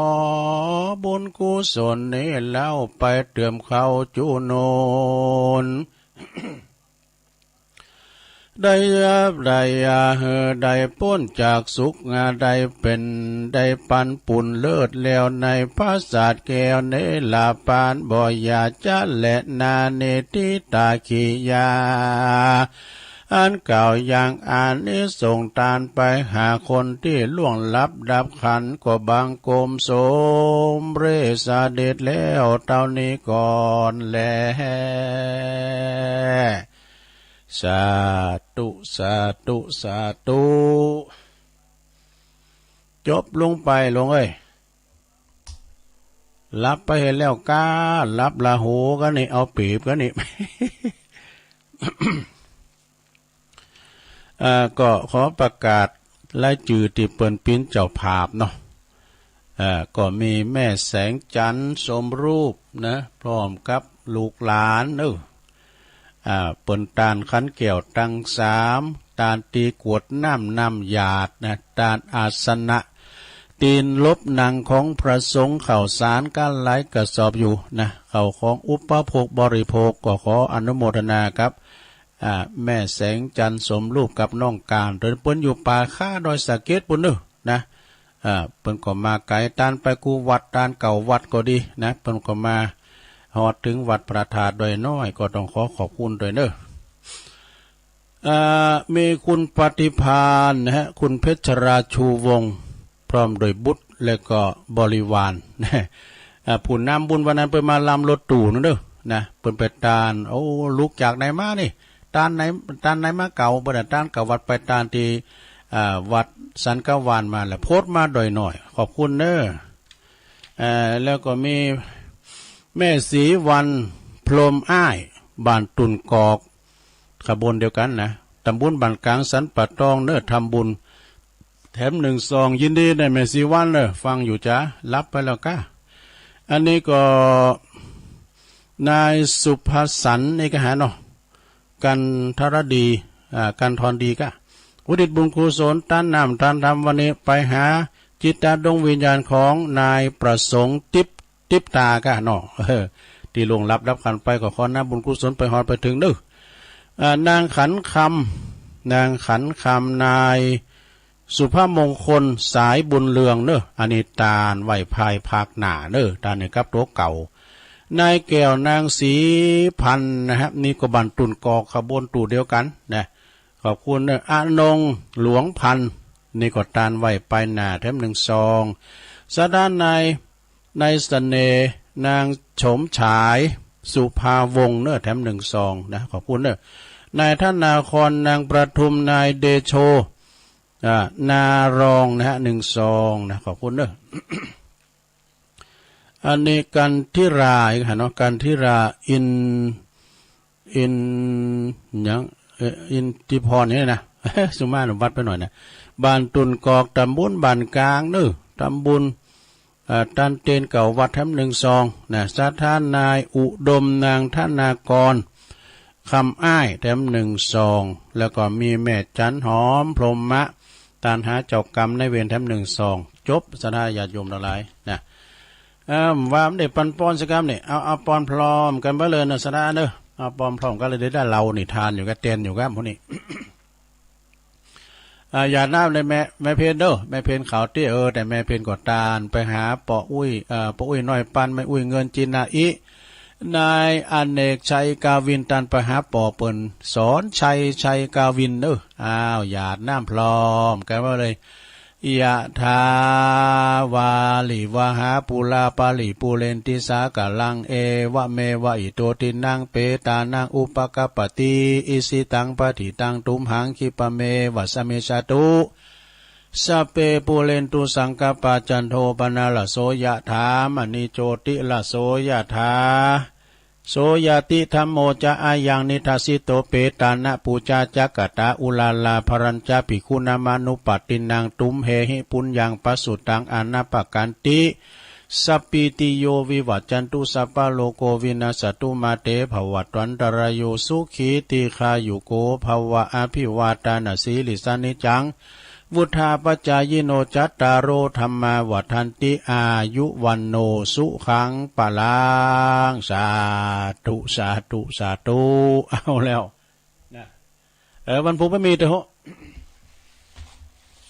วันพรุ่งนี้ไม่มีตอนเช้ามีแต่ตอนค่ำวันเสาร์เปิ่นปุ้งปันเหือตุลุงย่ายจากวันพุธมาปีนวันเสาร์เนอะบุตรนี่ต่อจะได้เราเปิ้นมาได้เนี่ยผู้บุตรนะคำบุตร6 โมงในปุ่นจะส่งกระแสเสียงไปทางเวียงป่าเป่าสถานีวิทยุแม่ขจารโมเดิร์นเรดิโอนะแล้วก็วัดห้วยตองซัก2 คืนได้บุตรนะ6 โมงถึง 2 ทุ่มวันนี้สถาญาติโยมประกาศข่าวสารงานบุญนะเจ้าวัดเจ้าชัยน้องหลุมตำบลป่าซักอำเภอเมืองเนอะเปิ้นจะได้ประชุมเพลิงศพปะอาธิการโยธินยานวโรเปิ้นอายุได้เพียง43 พรรษา23ก็ได้มรณภาพไปเปิ้นจะประชุมเพลิงศพวันนี้ห่างเด้อวันนี้นะผู้ก่อประชุมเพลิงศพเลยนะวันนี้ก็วันที่เก่าวันพุกวันนี้วันที่เก่าเปิ้นก็จะต้านเตนตานตีดินตัวดีวัดพรหมมงคลท่าล้อเด้อนะเปิ้นจะต้านตีดินโดยตานเตนตานสังหลายอย่างนะไปกินไปตานโดยกันเด้อที่วัดพรหมมงคลท่าล้อแล้วก็วันที่17เนสดาจะไปลืมคณะคืนสีขาวเฮาโดยการนำของท่านพระครูอภิวัฒนวิกรมพร้อมด้วยครูบาอาจารย์นักจัดรายการถึงหมดเปิ้นจะไปตานเตนพูนเนอตีวัดพระธาตุจ้อแฮไปจุด1ก่อนแล้วก็จุดที่2ไปตานที่วัดกองฝายนะวัดกองฝายซึ่งเป็นวัดบ้านเกิดของท่านพระครูโสพลปริยัติเนอะเวลา4 โมงเจ้าไอ้รอมูลเลยเดี๋ยวนี้ก็ไปแล้วถึงบ้านหุงแล้วก็มาอย่างเนาะโอ้ไปมวยจะต้องบ้านหุงมุตูก่อวันที่17เนอะปะกันเนอะสราเนอะไปกินไปตานโลมกันที่วัดปุณณตานเตนนะไปตานเตนโมนนะ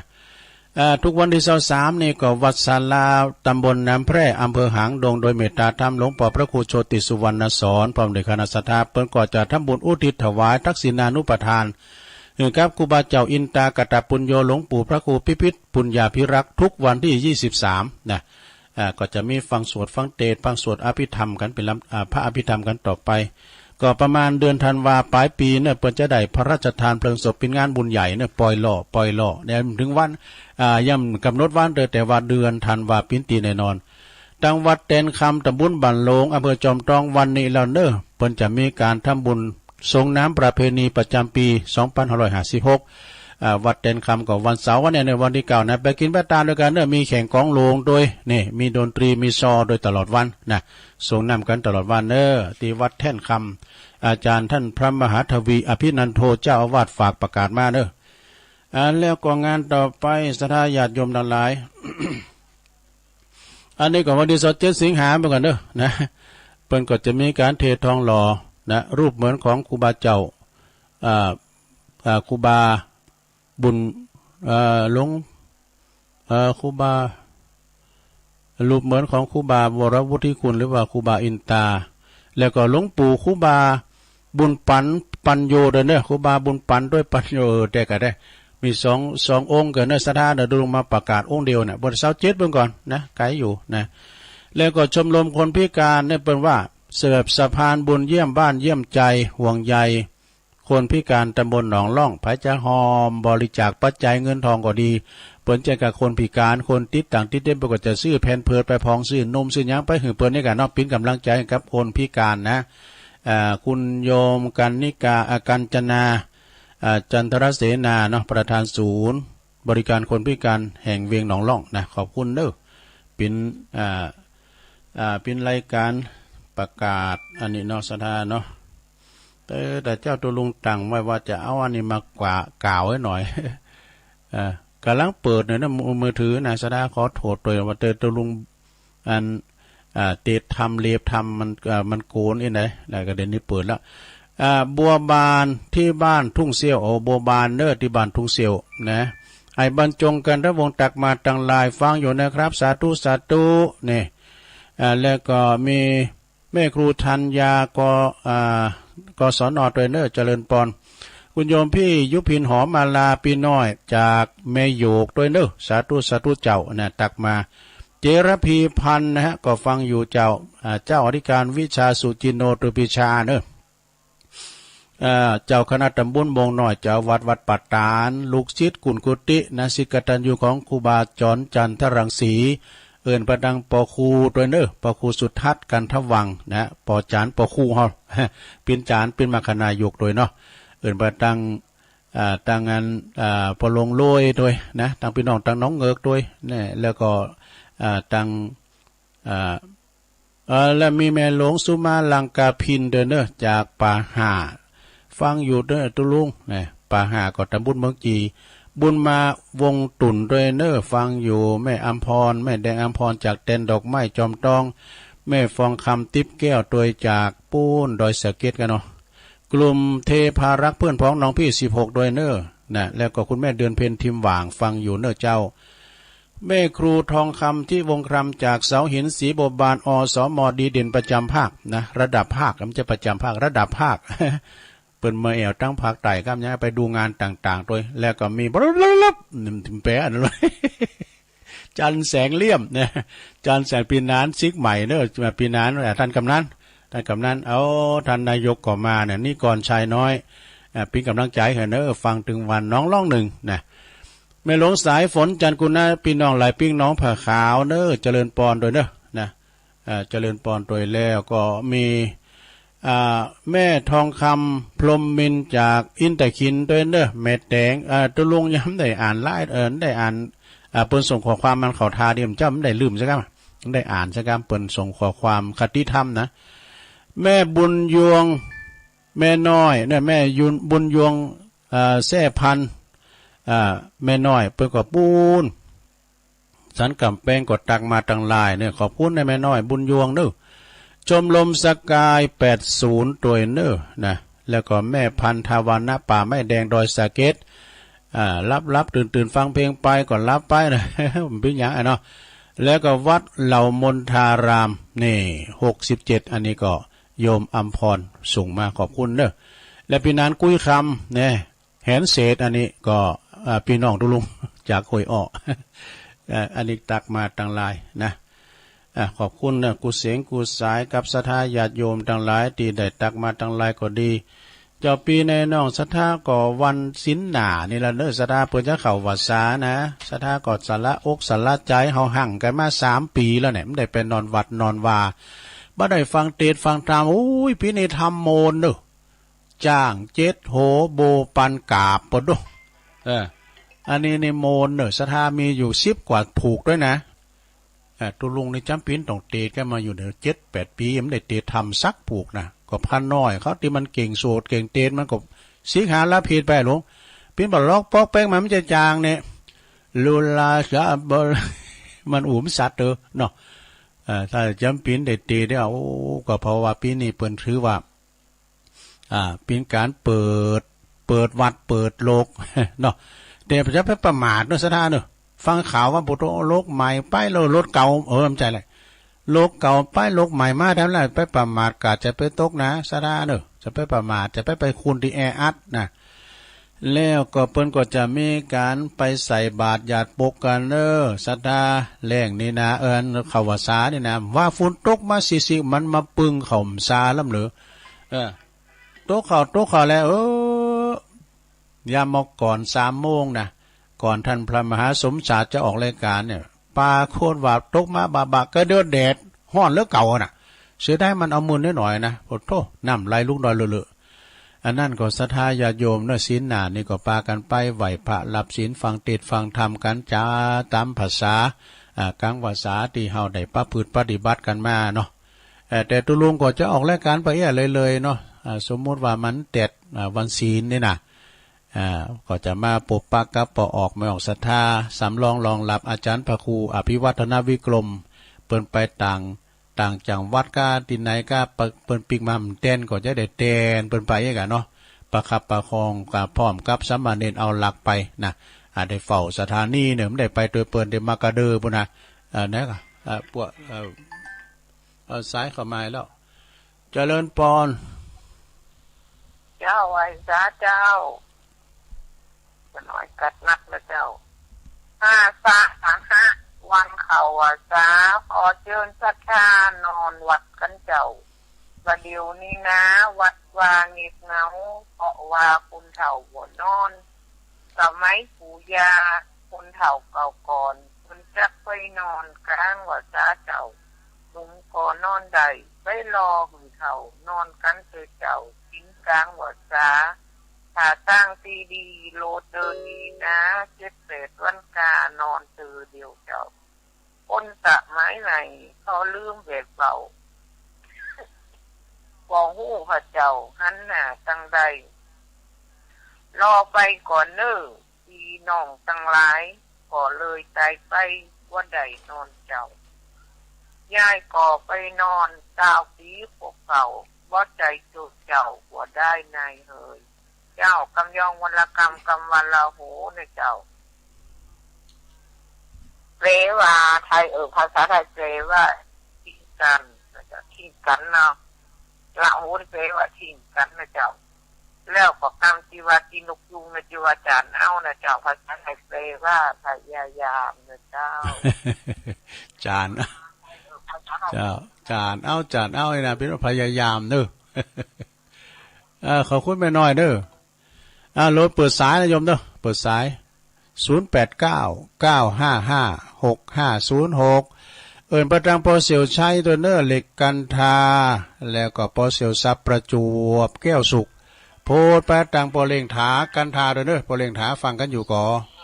เจริญปอนพระเจ้าลุงไม่ฟังทั้งแล้วอุ้ยอินจ้าตื่นเช้าแต่วันที่1เนี่ยลุงไม่ทราบเสมอลุงได้ทำกับมอนเนี่ยเนาะเสียงไม่เคยลงไปหน่อยเสียงมาถึงลงเสียงใหญ่เสียงลงไปธรรมะเนี่ยสบายใจก็ฟังไปเนี่ยฟังติ๊กอ๋อจะเล่นปอนก็แม่เป็นตัวแทนกันอุ้ยยินเข้าวังของแม่อุ้ยโทรฟังคนเดียวเป็นตัวแทนเจ้าสาธุก็ไม่ทราบเสมอกับอุ้ยอินเนี่ยกะ80 ปลายแล้วนะอุ้ยนะปดโตเต็กโทรศัพท์เน็ตกันเจริญปอนมาตรการตะลุงเจ้าแม่จันหอมนะเจ้าฟังอยู่เนอตะลุงแม่จันหอมป่าตึงหลวงปู่ล่ามาแล้วยายพรลูกละกัดตะลุงฮะละยายพรลูกกำเนิดถ้าลูกละกันเอาฮะกะฟังชัดเจนดีนะตะลุงขอบคุณแม่จันหอมเด้อแม่จันหอมหลวงปู่ล่าตาทิพย์นะอยู่ปูนสันกำแพงตัวแทนเพิ่นฟังกันหลายว่าแม่จันหอมว่านะเจริญปอนเจ้ากับพระเจ้าตุลุงวันนี้ก็มีบุญ1 วันนึงนะตื่นขึ้นมาก็ได้ฟังเพลงได้ไหว้พระได้ฟังธรรมเหมือนยกวัดมาที่บ้านเด้อแม่จุกแก้ว ศิลพรสิทธิมโนงละปูนเจ้าได้ไว้จะฟังธรรมตัวลุงเจ้าเด้อเอาขอบคุณแม่สุกแก้วหลายๆเด้อตัวแทนพี่น้องตาสาธิตจ้าเด้อตัวลุงสาธุเจ้าศิลาพรเนาะสายไต่โซนไต่อ้าวโทรกันเข้ามาแถมเจริญปอนจ้าได้สาเจ้าตัวลุงอ๋ออันนี้สายแม่ปุ่นแม่สีทอนเนาะแม่สีทอนอันนี้ใช้ประกันน้องโบน้องโบใช้ประกันเนาะน้องโบใช้ฝุ่นตัวเกิดนะใช้ประกันพระโทษฟังลูกเจ้าแล้วฟังชัดเจนดีเนาะฟังประบาทอุดมเนาะประบาทอุดมเจ้าดีแล้วดีโอ้ขอบคุณหลายๆเนอะแม่สีทอนเนอะเจ้าไหว้สาเจ้าตู0899555656เจริญปอนเจ้าพระสาเจ้าตุลุงได้ไหว้พระตัวนี้เจ้าวันนี้เท่าแม่สายทองเนาะเปลี่ยนใจแล้วเจ้าวันทางวันทางน้อยพี่น้องนะเจ้าพี่น้องห้อยการพี่น้องห้อยการเนาะพระครูสิริสุตตาภิรัตน์เจริญปอนพี่น้องตั้งปุนก็ฟังกันหลายนะเอื่นประดังชัยอิเล็กทรอนิกส์เลยเนอะลูกศิษย์ลูกหาตัวลุงชัยอิเล็กทรอนิกส์เจริญคุณอารมณ์ดีมาละแม่จันสมเจ้าธรรมสการเจ้าเจริญปอวันนี้ตื่นตี 2เกิน5เกินตื่นเจ้าแล้วเปิดสถานีอันเงียบไปมันจังตื่นตี 4เจ้าเดี๋ยวสิงนั่นนี่ก็ที่3นี่ก็จะเอาพรรษาแล้วเนาะน่ะกะไปนอนวัดอยู่ก็2-3 ปีแล้วผมได้นอนวัดเจ้าแต่ไปวัดอันตลอดดีแล้วดีไปวัดพระเจ้าก็ลวกทำวัดเย็นแล้วก็มานอนบ้านเอกอะเจ้าบ้านผมนี่นะไปกู้เสียนาโตแต่ไปหลังเปิ้นเลิกวัดผมไปก็ไปเยอะนั้นผมก็ขอนึงเปิ้นอ่ะตลอดมีโควิดเพิ่งก็ไปตลอดเจ้าเตกะวัดไม่สะอาดเจ้าโอ้ขอบคุณทำวัดเย็นเนี่ยก็มาบ้านอากะทำวัดสวดมนต์มาฟังตุลุงอันเต้ทำเดี๋ยวรอไปแล้วได้กันเนาะเจ้าให้กำลังใจนะเจ้าธรรมสการเจ้าสาธุอันนี้ก็เป็นจิตอาสาเหมือนกันเนี่ยแม่จันสมเนี่ยนะปุตโตเป็นอสมเหมือนกันเนี่ยเจริญปอนกราบไปสาครับสายบุญมาแล้วสามารถเน้นเอารักนิมนต์ครับครับศรัทธาญาติโยมก็จะได้สบายอกสบายใจเนาะถึงแม้ว่าบ่ได้ไปวัดก็ยกวัดมาบ้านเอาแม่แม่แจ๋แม่เล่าเหมือนกับบรรยากาศสดในวัดเฮาแล้วคนผู้สูงอายุก็จะได้โอกาสที่ฟังตัวและได้กลิ่นอายครับกลิ่นอายของวัดวากลิ่นอายวัฒนธรรมเกี่ยวคำมาจูเกี่ยวคำมาจูเนี่ยมันโตถ้าได้ยินคำนี้อ่ะเลี้ยวอกเลี้ยวใจหรออันนั้นมีไหนกะละมังถังเปมีไหนยังมีไหนเนาะบรรยากาศอีแห่ในแยกนะครับแห่ในแยกอย่างนี้นะครับยกวัดมาบ้านอย่างนี้นะในปัจจุบันนี้หลายท่านหลายคนก็ได้ไปวัดไปไหว้ก็อาศัยเนี่ยเอาเป็นวัดไปไหว้นะครับเนาะครับครับผมก็เป็นกำลังใจเสมอเข้าพรรษานี่ก็ลุงมีความสุขนะครับโอ้ขอบคุณพระอาจารย์เน้นหลักหนักๆเด้อครับครับผมไว้สาธุโอ้สมณเณรเอาหลักปัญญนนันเนอสันเมืองเนอสถานเนอนะเพิ่งให้กำลังใจตัวลุงตัวเจริญปอนไหว้สาเจ้าตัวลุงแม่สาวรักเจ้าใจประการเนาะเจ้าแม่สาวรักตัวลุงฟังเพลงตั้งแต่ตี 2แล้วเจ้าตัวลุงโอ้ตื่นเจ้านะใจประการเจ้า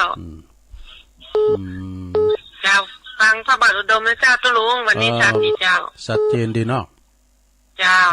ยินดีหลายๆเนอะเจ้ จ้าไว้สา สา ธุจ้าลุง ธุ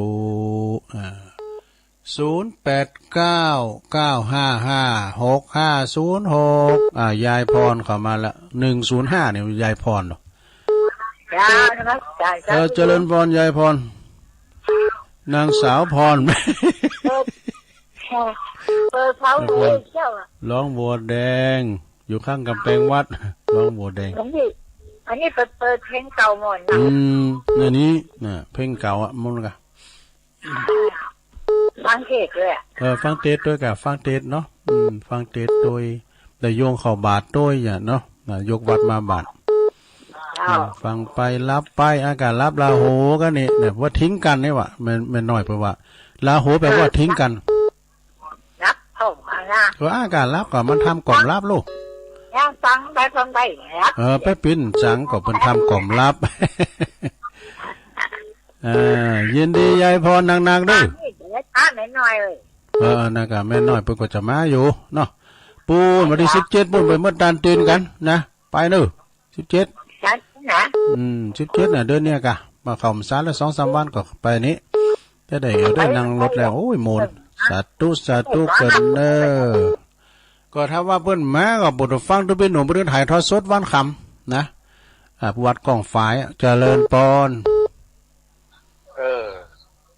ตาลายะอันนี้น้องตุลุงคำอย่าฮะน้องตุลุงคำวัดสะแลน้ำแพร่โอ้อะกะครับผม วัดสะแลน้ำแพร่ครับเป็นคุณบ้านไหนกันน้องตุลุงคำไหมเนาะผมเป็นน้องปัญญาน้องตุลุงคำท่านพระครูโชติสุวรรณสอนน่ะครับเพิ่นว่าจื้อคำไหมกะแพทย์ดวงคำ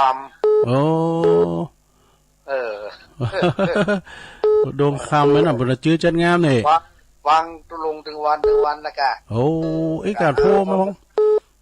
วันนี้ได้เบอร์แล้วก็ลองโทรเนาะจะง่ายเนาะแป๊บพี่หยังโทรมาพร้อมกันวัดครูบาอินตาเนาะครับแล้วกันตุลุงเพิ่นแจ้งไปแล้วก็บ่ได้ไปเพื่อนไปวัดตุลุงเพิ่นจังมาเด้อหลวงพ่อนะเพิ่นจังมาโอ้เมตตาธรรมเพิ่นเทื่อกับหลานเทื่อกับสวัสดิ์ไปส่งกันเด้อก็สอนก้าน้ำมันพืชก้ามจังไงโทอันนี้มันใช้ของเหลือแล้วลุงเพิ่นมาตานมากินมาเสี่ยงพวกตัวเจ้ามาน้อยตัวลุงมันเลี้ยงลูกศิษย์ลูกหานักลูกศิษย์ลูกหานักกะพันเนรเพิ่นหลายเนาะครับผมนี่มันมีหลายกะลุงนานเนี่ยแล้วได้หูจักกันบ่ใช่บรรดาคนดีลุงมากะลุงหยังป่อบุญยงป่อบุญยงรู้จื่อจัดงามเนี่ยบุญยงบุญเรืองนามสกุลเกี่ยวกับบุญเรืองเนาะครับบ้านศาลาเนาะตำบลน้ำแพร่ตำบลน้ำแพร่เป็นน้องตุลุงทองค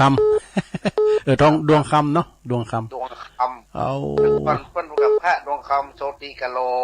โชติกะโลเนาะเพิ่นก็ได้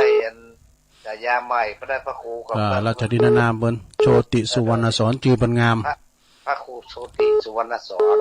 นะครับปลายปีนี่เด้อป้ากันกะเพิ่นจะพระราชทานปล่อยโลกฮะปี66ก่อนเนาะปี66กะโอสุมาเด้อปี66เดือนธันวาคมวันนั้นฟังเป็นนันเบเปิ้นเป็นโคโซกหาเนี่ยว่าปลายปีเนี่ยได้กำหนดวันเด้อนายน่ะเพิ่นว่าปี66บ่งะปี66ก่อนไปปีหยังมึนไปพร้อมกันแหละแต่4ปีศาลาเพิ่นก็งามบ่รู้เพิ่นแปลงศาลาใหม่ครับขอบคุณน่ะไปกับวันนั้นไปเนาะหลวงพ่อเพิ่นนิมนต์ไปคนหลายเนาะตุเจ้าก็นักวันนั้นน่ะเปิ้นตานวันนั้นน่ะ60ปลายกะเนาะปุ่นน่ะก็60ปลายเหมือนกันขอบคุณอันปอบุญยงเด้อครับบุญยงบุญเรืองนะอันนี้เป็นปิ่นน้องของครูบาเด้อน้องของอันตุลุงดวงคำโชติสุวรรณสอนขอบคุณเด้อหน้าโทรมาเด้อปอบุญยงบุญเรืองเจริญพรไว้เจ้าแม่อยู่ไหนแม่น้อยบ้านตะโทกตำบลตรงไทยอำเภอเมืองลำปางบ้านตาโทกมาแล้วผังบุญญาวาสหน่อยจ้าอำเภอเมืองนะแม่เนาะ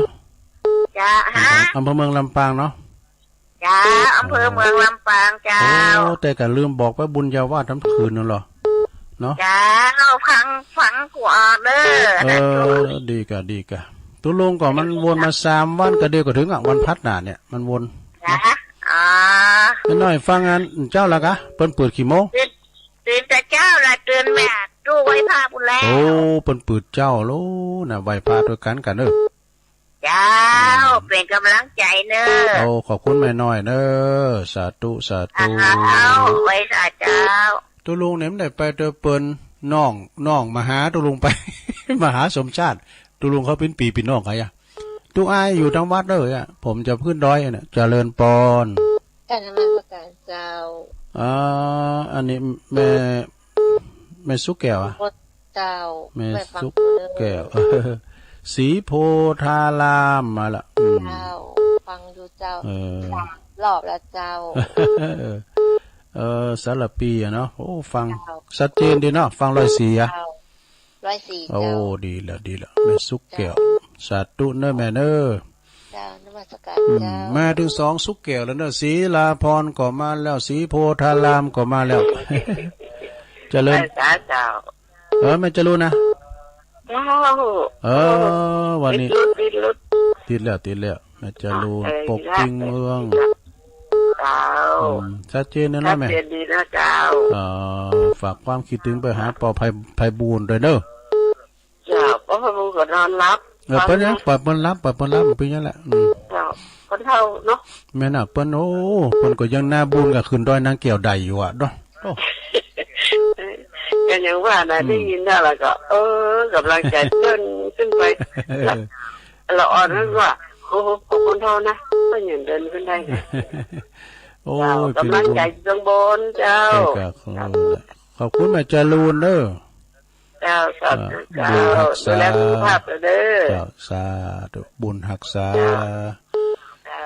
0899555656แต่มึงฟังอย่างมาเดี๋ยวดูได้เจริญปอนเจ้าเจริญปอนแม่อยู่ไหนมาสการเจ้าอยู่ด้านในไหมแม่แหลง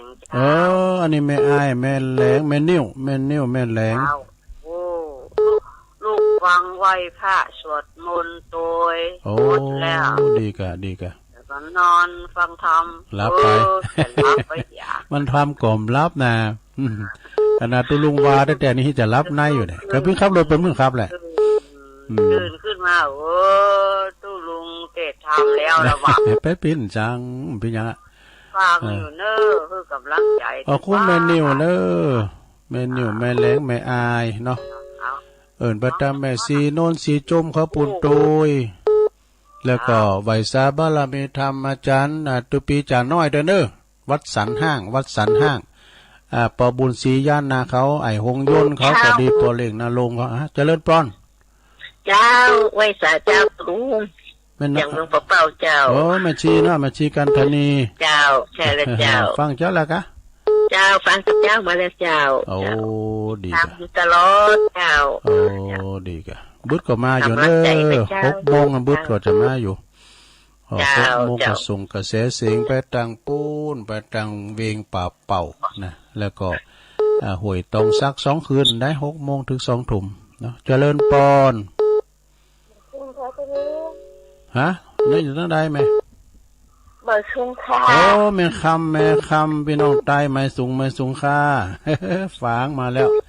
เอานึกว่ามึงฝางผมได้ยินก็ไอ้มาแล้ว1 ลายฟังคำตุลุงดีกะ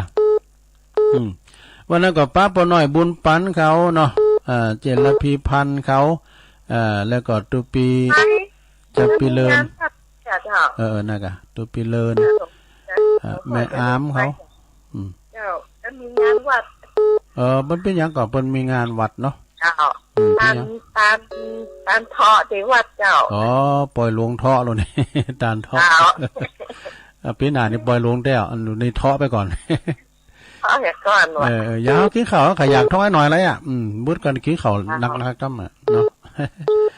ขอบคุณแม่คำเนอะแม่คำพี่น้องไตโตตะปุกก็ฟังกันหลายนะแม่ชีหลูเขาก็ฟังนะเจริญปอนภาษาครับตุลุงเอาละปีนั้นซึกหมายมาละปีนั้นจานเหลี่ยมจานได้เอาสุมาเด้อ เป็นนั้นจันฟังเจ้าแล้วบอกเจ้าที่ฟังเพลงม่วนอ่ะเพลงนี้เพลงเก่าในโมนเพลงหลงป่าทั้งหมดนะน้องเพลงขวัญใจนายกอ่ะให้หลงป่านะโอ้กดว่า2ว่า8ร่างของพ่อเพื่อต้องเอาเพลงออกแล้วเพื่อนพ้องน้องพี่อีกอ่ะฟังกันบ่อีกอ่ะจะหมู่กันแต่เปิดเพลงอ่ะจะถึงบ่ดีอยู่น่ะฟังไปติ๊กๆแก่งอมแก่เงาไปเด้อครับผมเป็นกำลังใจครับขอบคุณ60ผู้ใหญ่น้องเขียดด้อยน้อย1ว2อันนี้60ผู้ใหญ่เนอะกำนันเจ้าแม่จันสีเจ้าทั้งกี่วันก็คำจาแล้วเนาะแมนเด้อขอปากคำสอนของหลวงปู่ผู้บาผมมาผมเช็คโผล่หน่อยนะเจ้าคนโง่เอาใจไว้ที่ปากคนฉลาดเอาปากไว้ที่ใจถ้าหักโตก็ขอให้ปฏิบัติธรรมกันเนอะเจ้าตัดไปเนอะขอบคุณแม่จันสีเนอะบ้านมักกอกเจ้าชัดเจนเลยเจ้าชัดเจนเนาะจานหักสาวภาพเนอะเจ้าไปตั้งแม่วันเขาแล้วฟังอยู่แม่เสมเขาน่ะพี่น้องบ้านกอกบ้านวายนี่ฟังกันหลายแม่อัมพันยานัตตาลเขาหลังวัดตุปิลินอ่ะวัดบ้านวายเจริญปอนติดแล้วเนอสาธุเจริญปอนปตะกดวางแล้วแม่หยังแม่วันย่าแม่วันออกตัวจ้าไปหน่อยแม่วันบันกอกมาแล้วติดแล้วติดแล้วฟังเจ้าแล้วก็สาธุใส่ขอซาแล้วเนาะก็สินหนานี่กะอย่างแม่จันสีวาน่ะสินหนานี่ก็ไปวัดไปว่าอาบน้ำฟังธรรมกันนี่กะอย่างก็คนโง่เอาใจไว้ที่ปากคนฉลาดเอาใจไว้ที่เอาใจไว้ที่เมื่อกี้เป็นจางวาได้เป็นจางวาดูนักปากอ่ะขอบคุณแม่วันเนอแม่วันบันกอกมาแล้วนะเดี๋ยวแม่เสียมจะมาแท้บอกเจริญปอนไปสาจ่าบุรุษอันนี้แม่จันเลื่อนใสละเวงตาการเดี๋ยวนี้ยังตูน้องไปดอยบนน่ะท่านมาหาน้องไปดอยตู้ไอเฝ้าสถานีดูดีกันได้เป็นตู้ปีตู้น้องกันนะน่ากะเท่าเปิ้นก็ดีแต่อันโคโซกรรมยากาปดโทเน็ตเปิ้นไปตัวอาจารย์น่ะกะไปตัวอาจารย์ท่านอาจารย์ครูครับมาตะมือตะว่าแล้วนะเปิ้นมาแต่ว่าคือแล้วนี่ก็ฟังเปิ้นน่ะกะเจ้านี่เดินมาเปิ้นออกรายการตั้งแต่ 3:00 นมาเท่ามาราธอนเหมือนกันเด้อดีละได้ดึงใจถึงแต่กะมันอันนี้เปิ้นแบบว่าอุดมการณ์เดียวกันน่ะเรียกว่ามันไปแนวเดียวกันนี่เด้อเนาะเข้ากันหลอกนั่นกะจิตอาสาดูเหมือนกับลองหนท่านมหาสมชาตินะก็เดี๋ยวก็ไปหันได้ไปหนิมจะไปแอวนะไปเจอครูบาอาจารย์เนี่ยกะเปิ้นเคยคุณไงเคยครูบาอาจารย์หมดแล้วก็ไปไหนก็โปรยเลยนี่ก็พูดนี่ก็พูดโผที่หันกรรมที่นี่กรรมเหมือนกันล้นแล้วแต่ไปช่วยงานเปิ้นยังเป็นดำดินบินบนน่ะก็กำลังว่าอันนี้น่ะว่าท่านมหาเนี่ยเปิ้นลองหนได้เนาะเปิ้นอาจจะมนขนาดเปิ้นได้มาปะขึ้นสีขาวเฮาเนาะจินาสาโดเปิ้นได้ดูตอนนั้นเพิ่นก็จะนั่งนักนี่ก็ว่าศีลน่ะมนทารามนี่ก็วันที่14เพิ่นก็จะไปอธิษฐานบ่บุญญาวัดอธิษฐานเข้าพรรษาพุ่น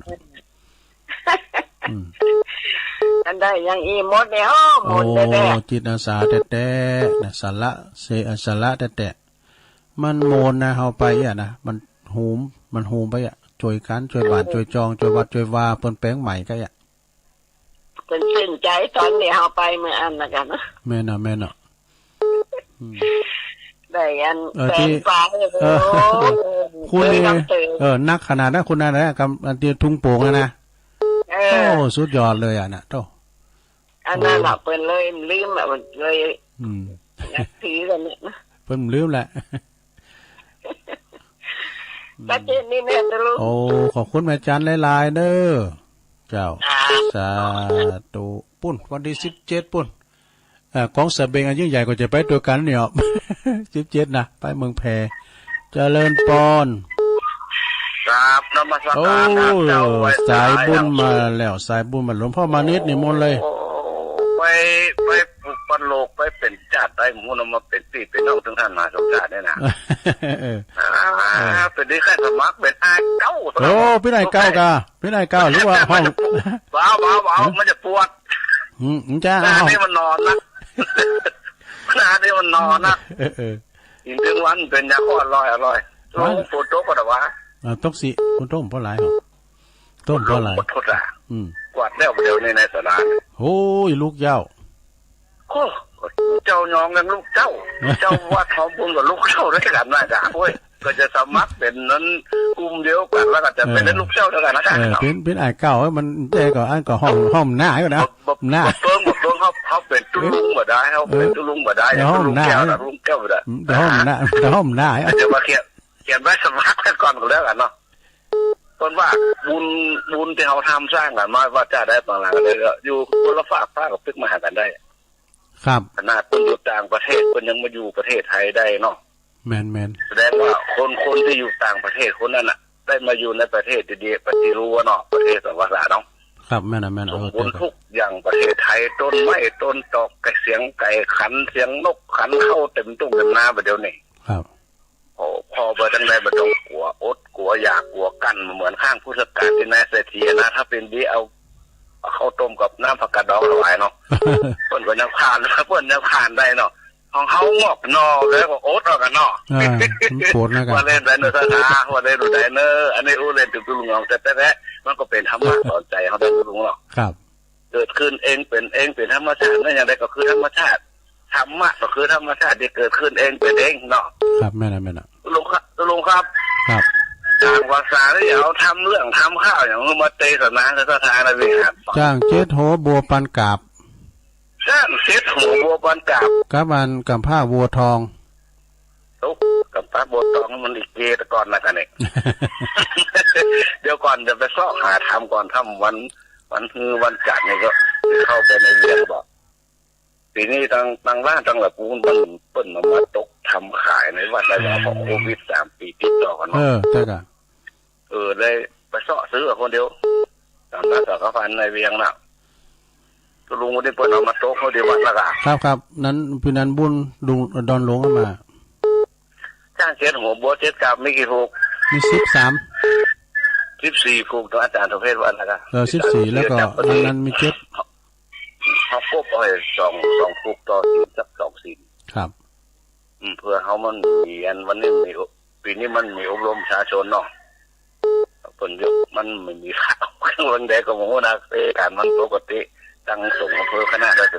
คณะสองอำเภอได้จะเกตกันเลยบอกว่าสิ่งนี้ก็ยังหมดตกลงแต่ครับต้องครูชวนเป็นผู้วันนั้น2 ครั้งแล้วเนาะดีกันแล้วกันจ้าง7 หัวบัวปันกับบัวปันปัดเข้าให้อย่ามาแปะเป็นธรรมะจะจ้างเป็นยังเนาะครับแล้วก็อาศัยอันท่านมหาสมชาติอธิบายกันขอนิมนต์เป็นอธิบายกันเอาละมาบุรีหน่อยขอบคุณหลายๆครับหลวงพ่อ6 นาทีจะ5 โมงละสาธุนะครับผมจบเวลาตุลุงพอดีโอ้มาทำสายเอาบุญมาจุนเจริญปอนเจ้าไม่สดเจ้าท่านนั้นโอ้แม่จันสีเจ้าแม่จันสีสุขาท่านนั้นไปในห้องเราเด็กเป็นไงไม่ได้ไปเปิ้นเฝ้าสถานีนี่กะตุ้น้องไปสุขาแจงหัวลินเนาะเจอไว้สดจังที่ดินเด้อฟังอย่างนี้ขอบคุณนะแม่เด้อสาธุเจริญปอนกราบพระสาธุลุงยังแม่บุญพินเด้อแม่บุญพินมาได้